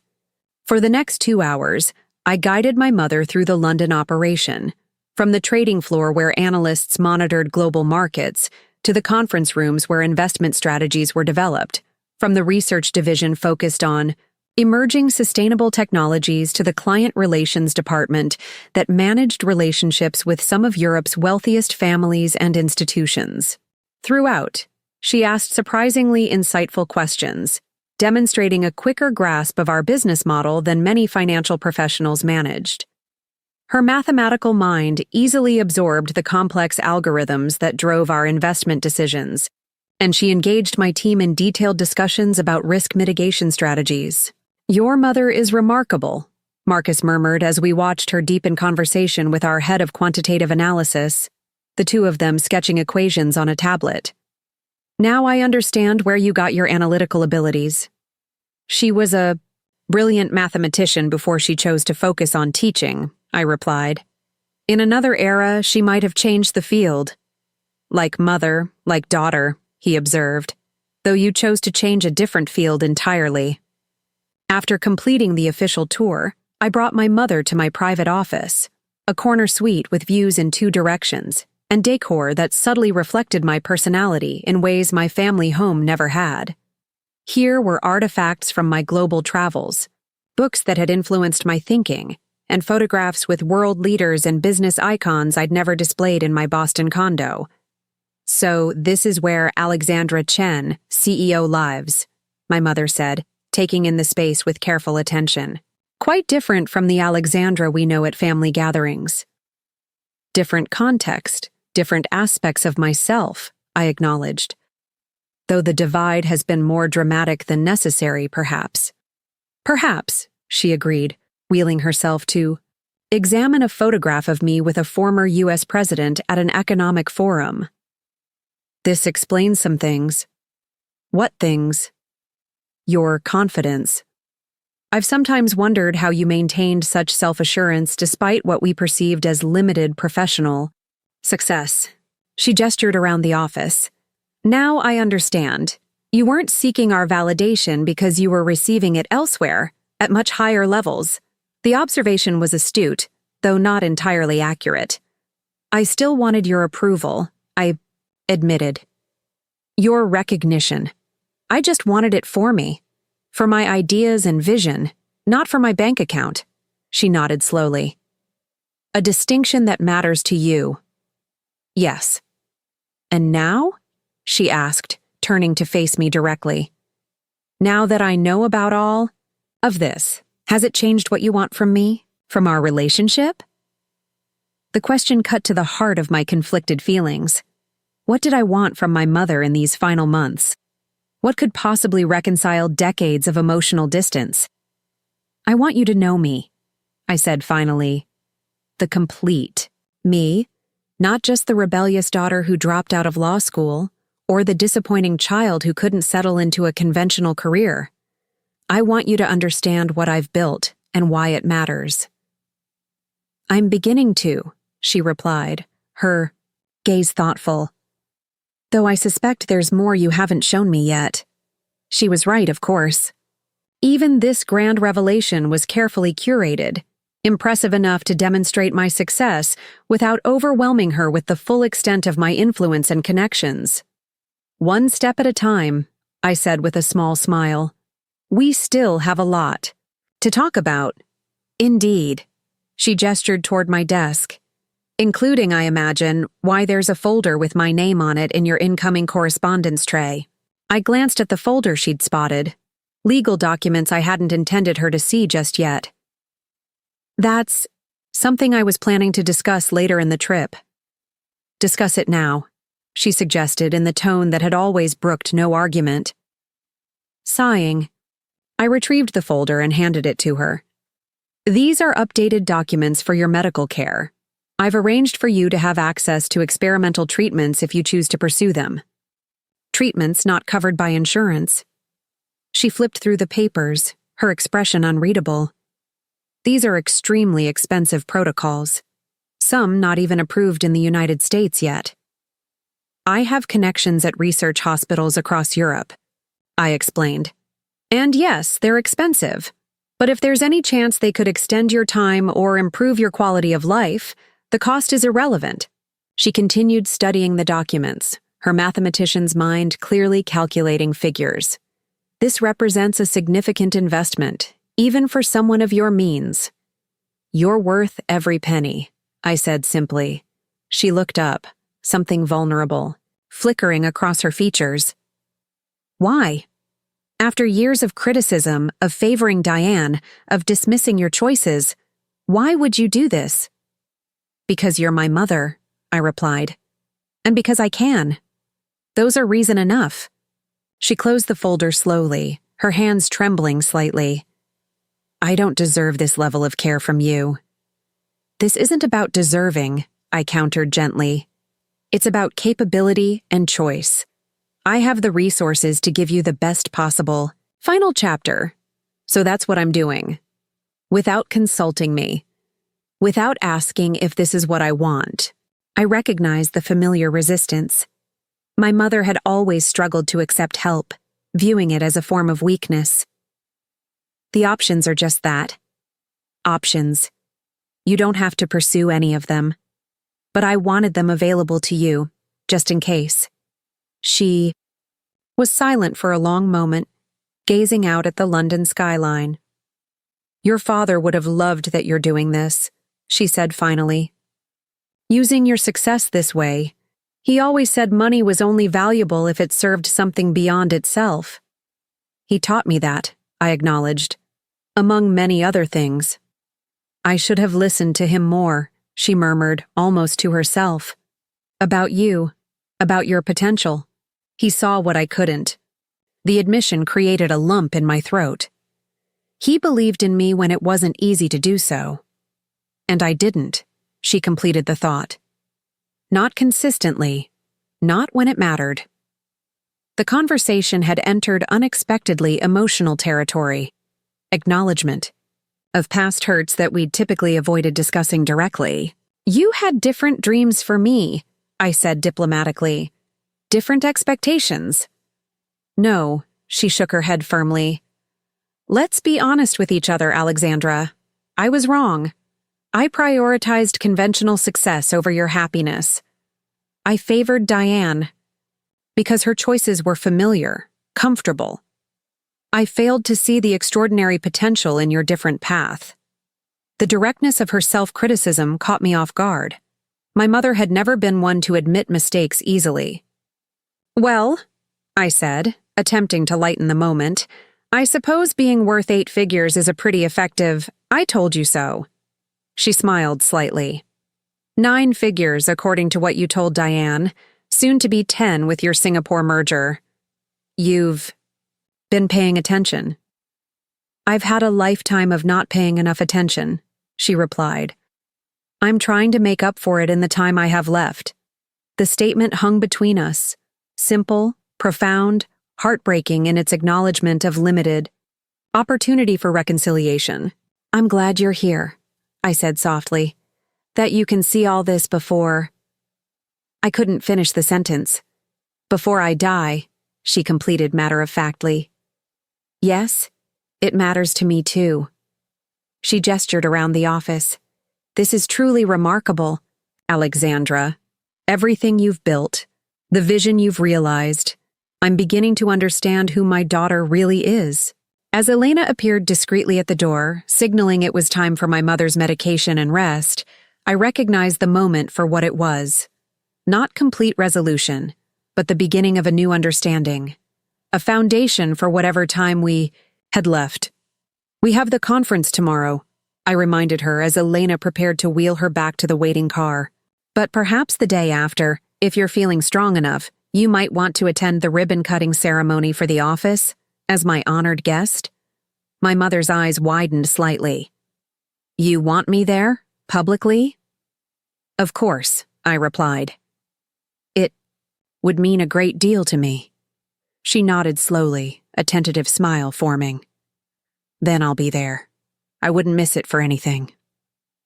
As I watched her leave, I felt a complex mixture of emotions. Relief at having finally revealed this significant part of myself, sadness for the years of disconnection, and a cautious hope for the brief time remaining. My phone buzzed with a text from Diane. How's Mom doing with the London adventure? Has she seen your office yet? Send pictures. My sister's enthusiasm for my success since the revelation had been unexpected, more supportive than envious, more curious than judgmental. Another relationship transforming in the shadow of impending loss. He texted back, office tour complete. She's impressed. Attending ribbon-cutting ceremony day after tomorrow. We'll send photos. London stretched beyond my windows, gray skies clearing to patches of blue. A visual metaphor for what was happening between my mother and me. Not perfect clarity, but breaks in the clouds that had separated us for decades. Whether these glimpses of connection would be enough to redeem our relationship before time ran out remained to be seen. But for now, in this moment, it felt like a beginning, even if it came near the end. The International Mathematics Conference occupied the grand ballroom of London's Savoy Hotel, transforming the historic space into a gathering of the world's foremost mathematical minds. Despite being essentially retired and terminally ill, my mother had been given a place of honor, her contributions to algebraic geometry apparently more significant than she'd ever let on to her family. I sat in the back row during her panel discussion, watching with newfound appreciation as she engaged in complex theoretical debate with colleagues from Cambridge, MIT, and the Sorbonne. Here, in her element, surrounded by peers who recognized her brilliance, she seemed transformed, more vibrant, more alive than I'd seen her in months. Dr. Chen's work on projective varieties was foundational, the moderator was saying. Margaret, perhaps you could elaborate on how your early papers influenced the field's direction. My mother leaned toward the microphone, her voice stronger than it had been in weeks. Mathematical influence is rarely linear, she began, a subtle smile playing at her lips. It's more like a complex system of differential equations. What followed was 30 minutes of discussion at a level I could barely follow, despite my Harvard education and business acumen. Terms like cohomology, manifold structures, and algebraic invariance flowed from the panelists, with my mother holding her own against colleagues decades younger. When the session ended, attendees swarmed her wheelchair, eager to continue conversations or simply pay respects. I remained in my seat, giving her this moment of professional recognition uninterrupted by family connection. She caught my eye across the room and nodded slightly, acknowledgement, perhaps even gratitude, for understanding the importance of this moment to her. "She's quite remarkable," said a voice beside me. I turned to find an elderly gentleman in a tweed jacket watching the scene. Margaret Chen's work on algebraic structures influenced an entire generation of mathematicians. I'm just learning how significant her contributions were, I admitted. He looked surprised. You're not from the mathematical community? No. I'm her daughter. His eyebrows rose. Alexandra Chen? The investment entrepreneur? Now it was my turn to be surprised. You know who I am? My dear, your sustainable investment models have been featured in the Financial Times regularly for years. He chuckled. I may be a mathematician, but I do read outside my field, particularly when the innovations come from another mathematician's daughter. I wouldn't call myself a mathematician, I demurred. Perhaps not professionally, he agreed. But Margaret always said you had the mind for it, that your approach to business problems showed distinctly mathematical thinking, though you applied it differently than she would have preferred. This revelation startled me. She said that? To colleagues? Indeed. Quite proudly, though not without some professorial frustration that you'd chosen finance over pure mathematics. He extended his hand. Forgive me, I'm Herbert Russell. I worked with your mother at Cambridge in the early days. As we shook hands, I processed this new information. My mother had spoken about me to colleagues? With pride? The narrative I'd constructed about her persistent disappointment in my choices suddenly seemed less certain. It's a pleasure to meet you, Dr. Russell. I had no idea my mother discussed my work with her peers. Oh yes, he nodded. Particularly in recent years as your company gained prominence. She would bring financial journals to faculty meetings, with your interviews flagged. Pretended it was for investment purposes, of course, but we all knew she was tracking your success. I felt a strange disorientation, as if the ground beneath a long-held certainty had shifted. If my mother had been privately monitoring my career achievements, why maintain the fiction of disappointment at home? Why the persistent comparison to Diane, the suggestions that I lacked stability and responsibility? Dr. Russell seemed to read my confusion. Complicated relationships, aren't they? Parent and child, especially when both are extraordinarily gifted in different ways.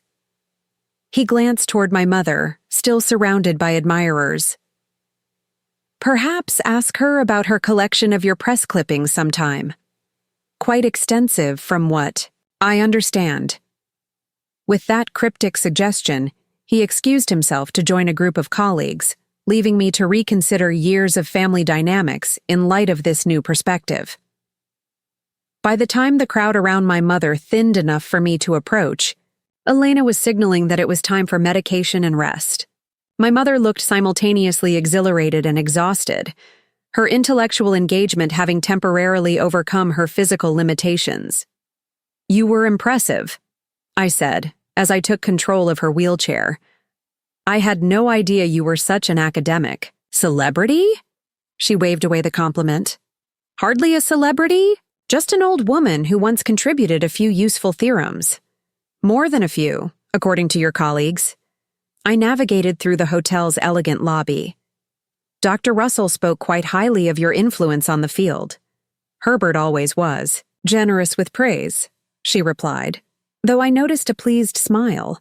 "He's followed your career, you know, has some of his pension invested with your London office." This casual mention of a personal connection to my business was unexpected. "You never mentioned knowing one of my investors." "You never asked," she countered mildly.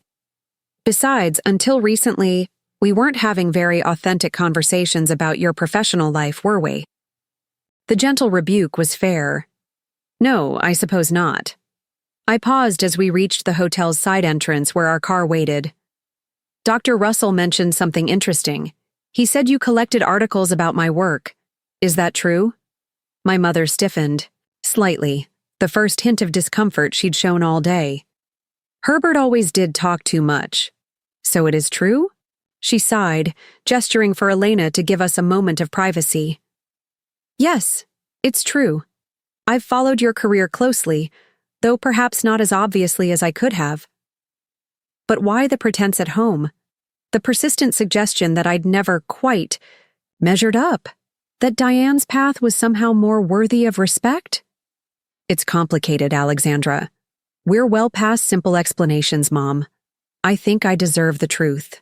She nodded slowly, her gaze distant. "You remember your father's later years, when the Alzheimer's began to take hold?" "Of course." Those painful memories remained vivid. My brilliant father gradually losing his faculties, his personality, himself. He was so proud of you, so certain of your potential, even when your choices seemed erratic to me. Her voice softened. The last coherent conversation we had, before he slipped away completely, was about you. He made me promise to protect you. Protect me? From what? From the very success he foresaw for you. She met my eyes directly. He worried that extraordinary achievement at a young age might isolate you, that financial success without emotional anchors would become hollow. He'd seen it happen to colleagues, brilliant minds who achieved everything professionally but lost connection to what mattered. I tried to process this revelation. "So your criticism, your apparent disappointment, that was your version of protection?"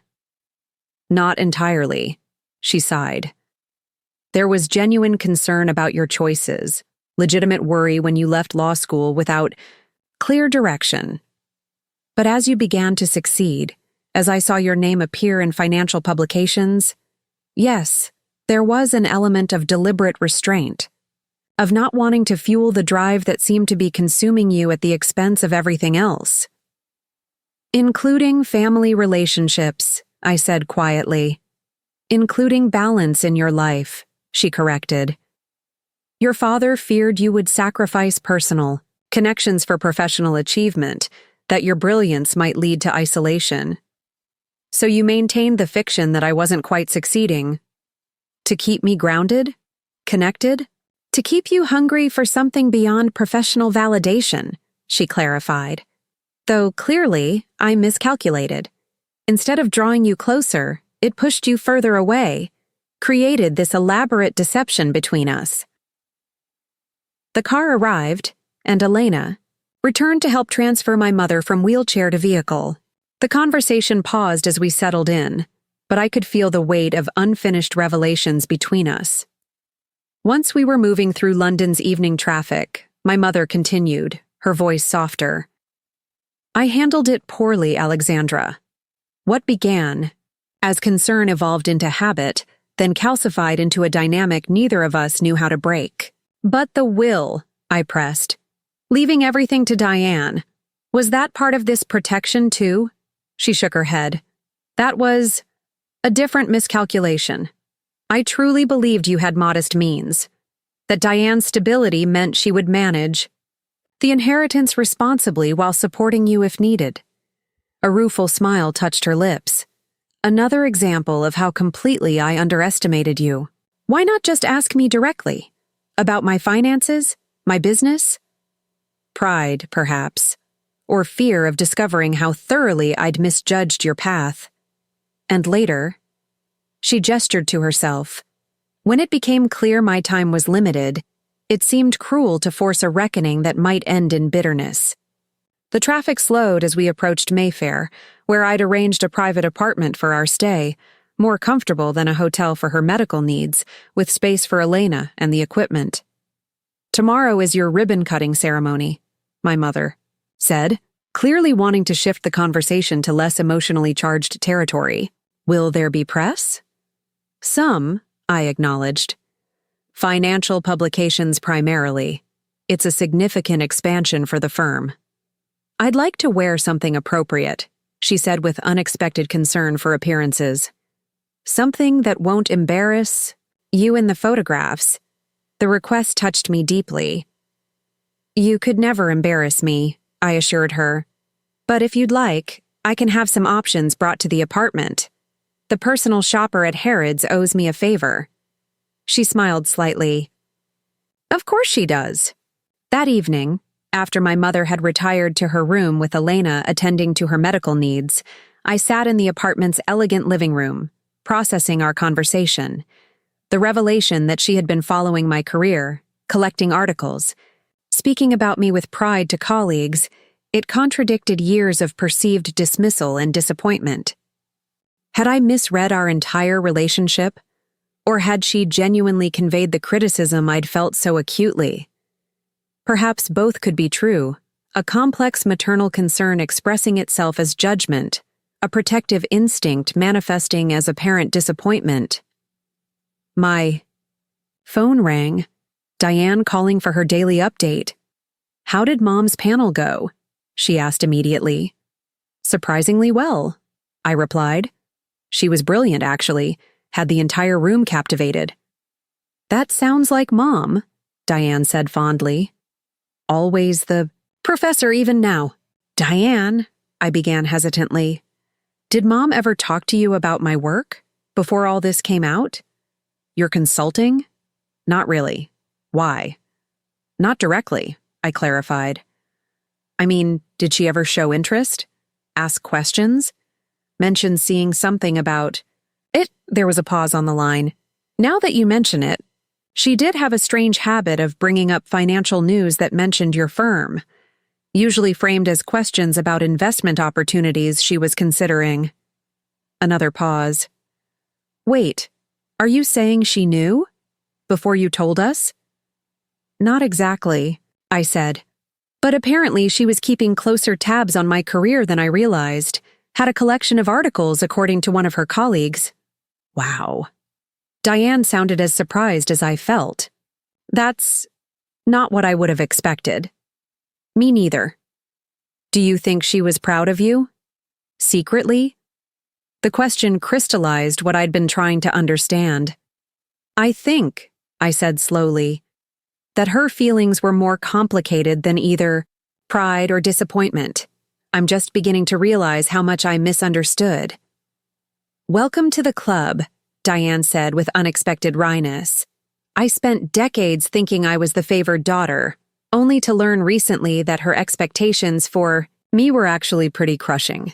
That whole Diane is the responsible one narrative came with impossible standards. This perspective on Diane's experience startled me. I always thought you thrived on her approval. I survived on it, she corrected. Shaped my entire life around maintaining it. At least you had the courage to walk away, build something authentic to yourself. The conversation was venturing into unexplored emotional territory between us. Diane and I had rarely discussed our mother's differential treatment or its impact on our relationship with each other. I never saw it that way, I admitted.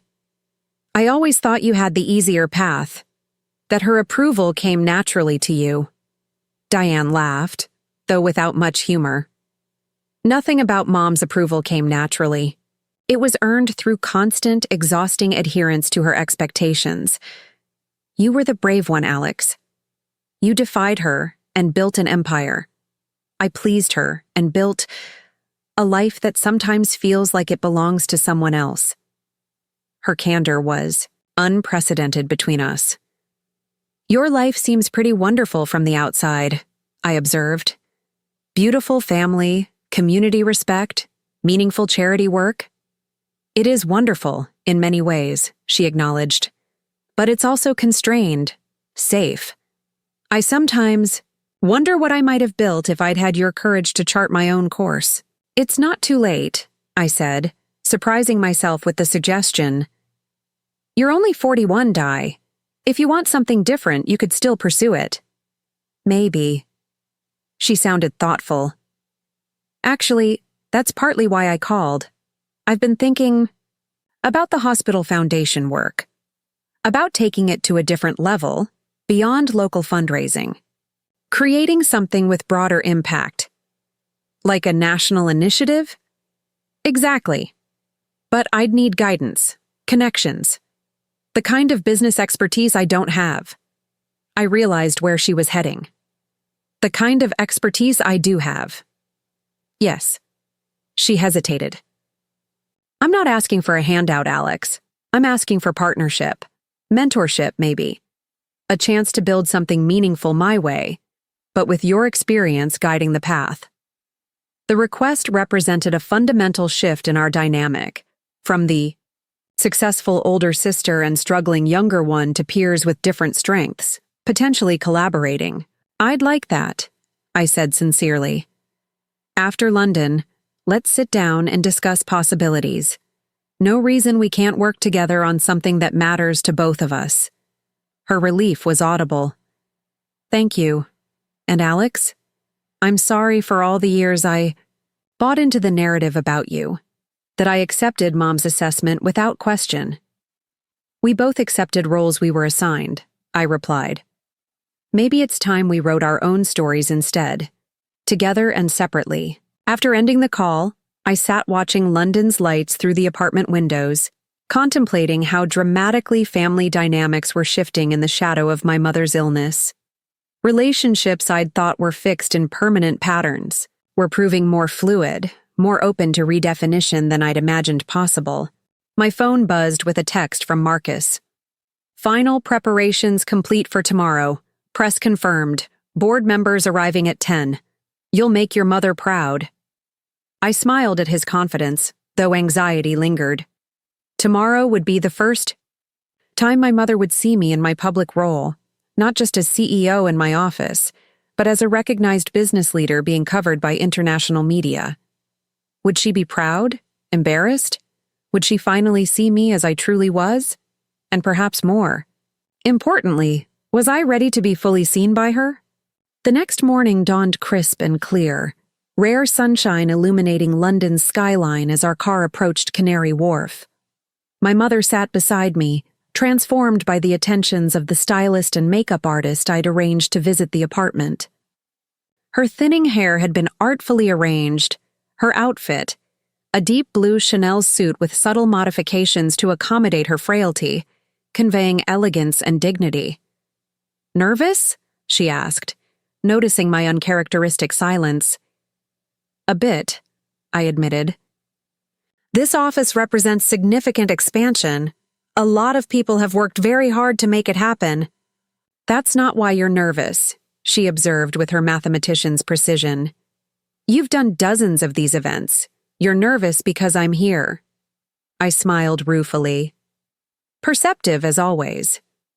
You don't need to be, she said, surprising me, by reaching for my hand. I've watched you from afar for years, Alexandra. Finally seeing you in your element up close. It's a privilege I didn't think I'd live to experience. The simple sincerity of her statement pierced through my anxiety. Thank you for being here, I said, squeezing her hand gently. It means more than you know. The car turned into the private entrance of the building, where Marcus awaited with several members of the executive team. As security opened my door, I could see press assembled near the main entrance, held back by velvet ropes but cameras at the ready. Ready to meet your public, mother? I asked with a slight smile. I believe it's your public, Alexandra, she corrected. I'm simply the honored guest. As Elena helped her into the wheelchair, I noticed my mother straighten her posture, lift. Her chin slightly, the academic preparing to enter the lecture hall. Despite her illness, despite her frailty, she projected a quiet dignity that commanded respect. Marcus approached, professional as always, but with genuine warmth as he greeted my mother. Mrs. Chen, you look wonderful. We're honored to have you. With us today. The honor is mine, Mr. Alvarez, she replied graciously. Thank you for supporting my daughter's vision all these years, when others didn't, she added with a pointed glance at me, acknowledging her own failure in that regard. The acknowledgement, offered publicly before my colleagues, created a lump in my throat. We had moved into the elegant lobby, where a gathering of board members, key investors, and European team leaders awaited. As per plan, we would proceed from here to the ribbon cutting at the main entrance, where the press was gathered. 5 minutes, Ms. Chen, my assistant murmured, appearing at my elbow with final notes for my remarks. As I reviewed the speaking points, I felt rather than saw my mother observing the deference with which everyone treated me. The subtle power, dynamics of the room, with me clearly at its center, represented a reality diametrically opposed to my position in our family hierarchy for decades. Alexandra, my mother said quietly as the group began moving toward the main entrance. Before we go out there, I want you to know something. I leaned closer to hear her over the ambient conversation. I see you now, she said simply. Not just your success, impressive as it is. I see who you've become. The leader, the visionary, the woman your father always knew you could be. Her eyes, clear and direct, held mine. I was wrong not to see it sooner, not to trust your path. The public address system announced the ceremony would begin in 2 minutes. Around us, executives and dignitaries moved into position. This was hardly the moment for an emotional family. Reckoning, yet her words demanded acknowledgement. Thank you, I said, emotion making my voice rough. That means everything. She nodded once, composure regained. Now go show them who Alexandra Chen really is. I'll be watching, proudly. As I walked toward the entrance, where cameras waited and my professional identity would merge publicly with my personal one for the first time, I felt a strange lightness. The burden of maintaining separate worlds, of seeking validation, never offered, suddenly seemed less crushing. Behind me, my mother watched from her wheelchair, finally seeing me as I truly was. Ahead, the press and public awaited the CEO they thought they knew. Between these worlds, I stood momentarily suspended. Then, moved forward into the light, ready at last to be fully seen. 3 months after London, I sat beside my mother's bed in the Cambridge house, holding her increasingly frail hand as autumn leaves drifted past the window. The experimental treatments we'd pursued had bought precious weeks of clarity and reduced pain, but the cancer continued its relentless advance. According to Elena, we were down to days now, perhaps hours. I've been thinking about that ribbon-cutting ceremony, my mother said, her voice thin, but her mind still remarkably sharp. The way you commanded that room. The respect in everyone's eyes. I smiled, remembering how she had watched from her wheelchair as I delivered my speech to investors and press, her face alight with a pride I'd spent decades believing I would never see. "The Financial Times piece was quite flattering," I said. "Mathematical precision in sustainable investment was a nice nod to your influence." "They got that right, at least." She shifted slightly, wincing with the effort. "The board member from Switzerland, the one who kept looking at his watch, did he ever approve the Nordic expansion?" I laughed softly. "Yes, unanimously after you. Explained the algorithmic advantages. I should have had you at board meetings years ago." "Too late for many things," she murmured, her gaze drifting to the window. The door opened quietly as Diane entered, carrying a tray with tea. Since London, my sister had become a different presence in my life, a collaborator rather than a competitor. The National Pediatric Care Initiative we'd begun developing had given us common purpose, her community connections complementing my business expertise in unexpected ways. "I brought your favorite," Diane told our mother, setting the tray down, "though Elena says just small sips." Our mother nodded, her eyes moving between her daughters with something like wonder. "Look at you two," she said, "working together, supporting each other. Your father would be so pleased." "He'd be pleased with a lot of things," I said, thinking of the framed photograph now prominently displayed in my Boston office. My father in his Harvard regalia, his intellect still intact, his eyes alight with the pride I now recognized had always been there. "The lawyer came by this morning," my mother said, changing subjects with the abruptness of someone who knew time was limited. "The new will is finalized." Diane and I exchanged glances. Neither of us cared about the inheritance anymore. Our mother's recognition in these final months had proven far more valuable than her modest estate, but we'd agreed to the revisions to give her peace of mind. "That's good, Mom," Diane said gently, "but please don't worry about that now." "I'm not worried," she replied. "I'm satisfied. Things are finally as they should be." She squeezed my hand weakly. "Equal shares, as you both deserved all along." I started to protest the unnecessary change, but she shook her head. "It's not about the money, Alexandra. It's about recognition, about acknowledgement." She echoed my own thoughts with uncanny precision.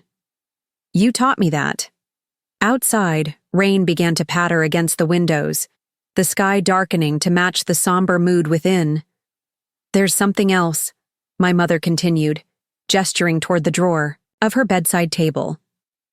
"Diane, would you—" My sister opened the drawer and retrieved a worn leather journal, its pages yellowed with age. "This was your father's," our mother explained as Diane placed it in my hands. "He kept notes about both of you from the time you were small. His observations, his predictions." A faint smile touched her lips. "He was remarkably accurate about your futures, even when you were children." With trembling fingers, I opened the journal, finding my father's familiar handwriting filling the pages. Random entries caught my eye. "Alexandra, age 7, disassembled and reassembled the toaster today. Not to be destructive, but to understand its workings." Margaret was furious about the mess. "I see something different. A mind that needs to know how things work before accepting them as they are. This will serve her well, though perhaps not in ways we expect." Alexandra, 16, arguing economic theory with my department colleagues at dinner. They were amused at first, then genuinely engaged. She has a way of seeing connections others miss. If she applies this to business rather than academia, as I suspect she will, she could build something remarkable. Tears blurred my vision as I read his words, evidence that someone had seen me clearly all along, had recognized my potential even when it manifested in ways that frustrated others. "He knew," I whispered. "He knew," my mother confirmed. And I should have trusted his vision, more than my fears. Her breathing had become more labored, each word requiring visible effort. "When I amended the will in the hospital, before London, before I knew about your success, that wasn't just about money. It was my last attempt to force you into the conventional path I thought you needed. Mom, you don't have to explain. I do, she insisted. Because I was wrong, Alexandra. So wrong. You never needed my guidance or my inheritance. You needed my faith. Her fingers tightened around mine with surprising strength. I'm sorry, it took me so long to give it to you. Diane moved to her other side, forming a protective circle around our mother. You gave us both different things, she said softly, and we both needed to find our own paths anyway.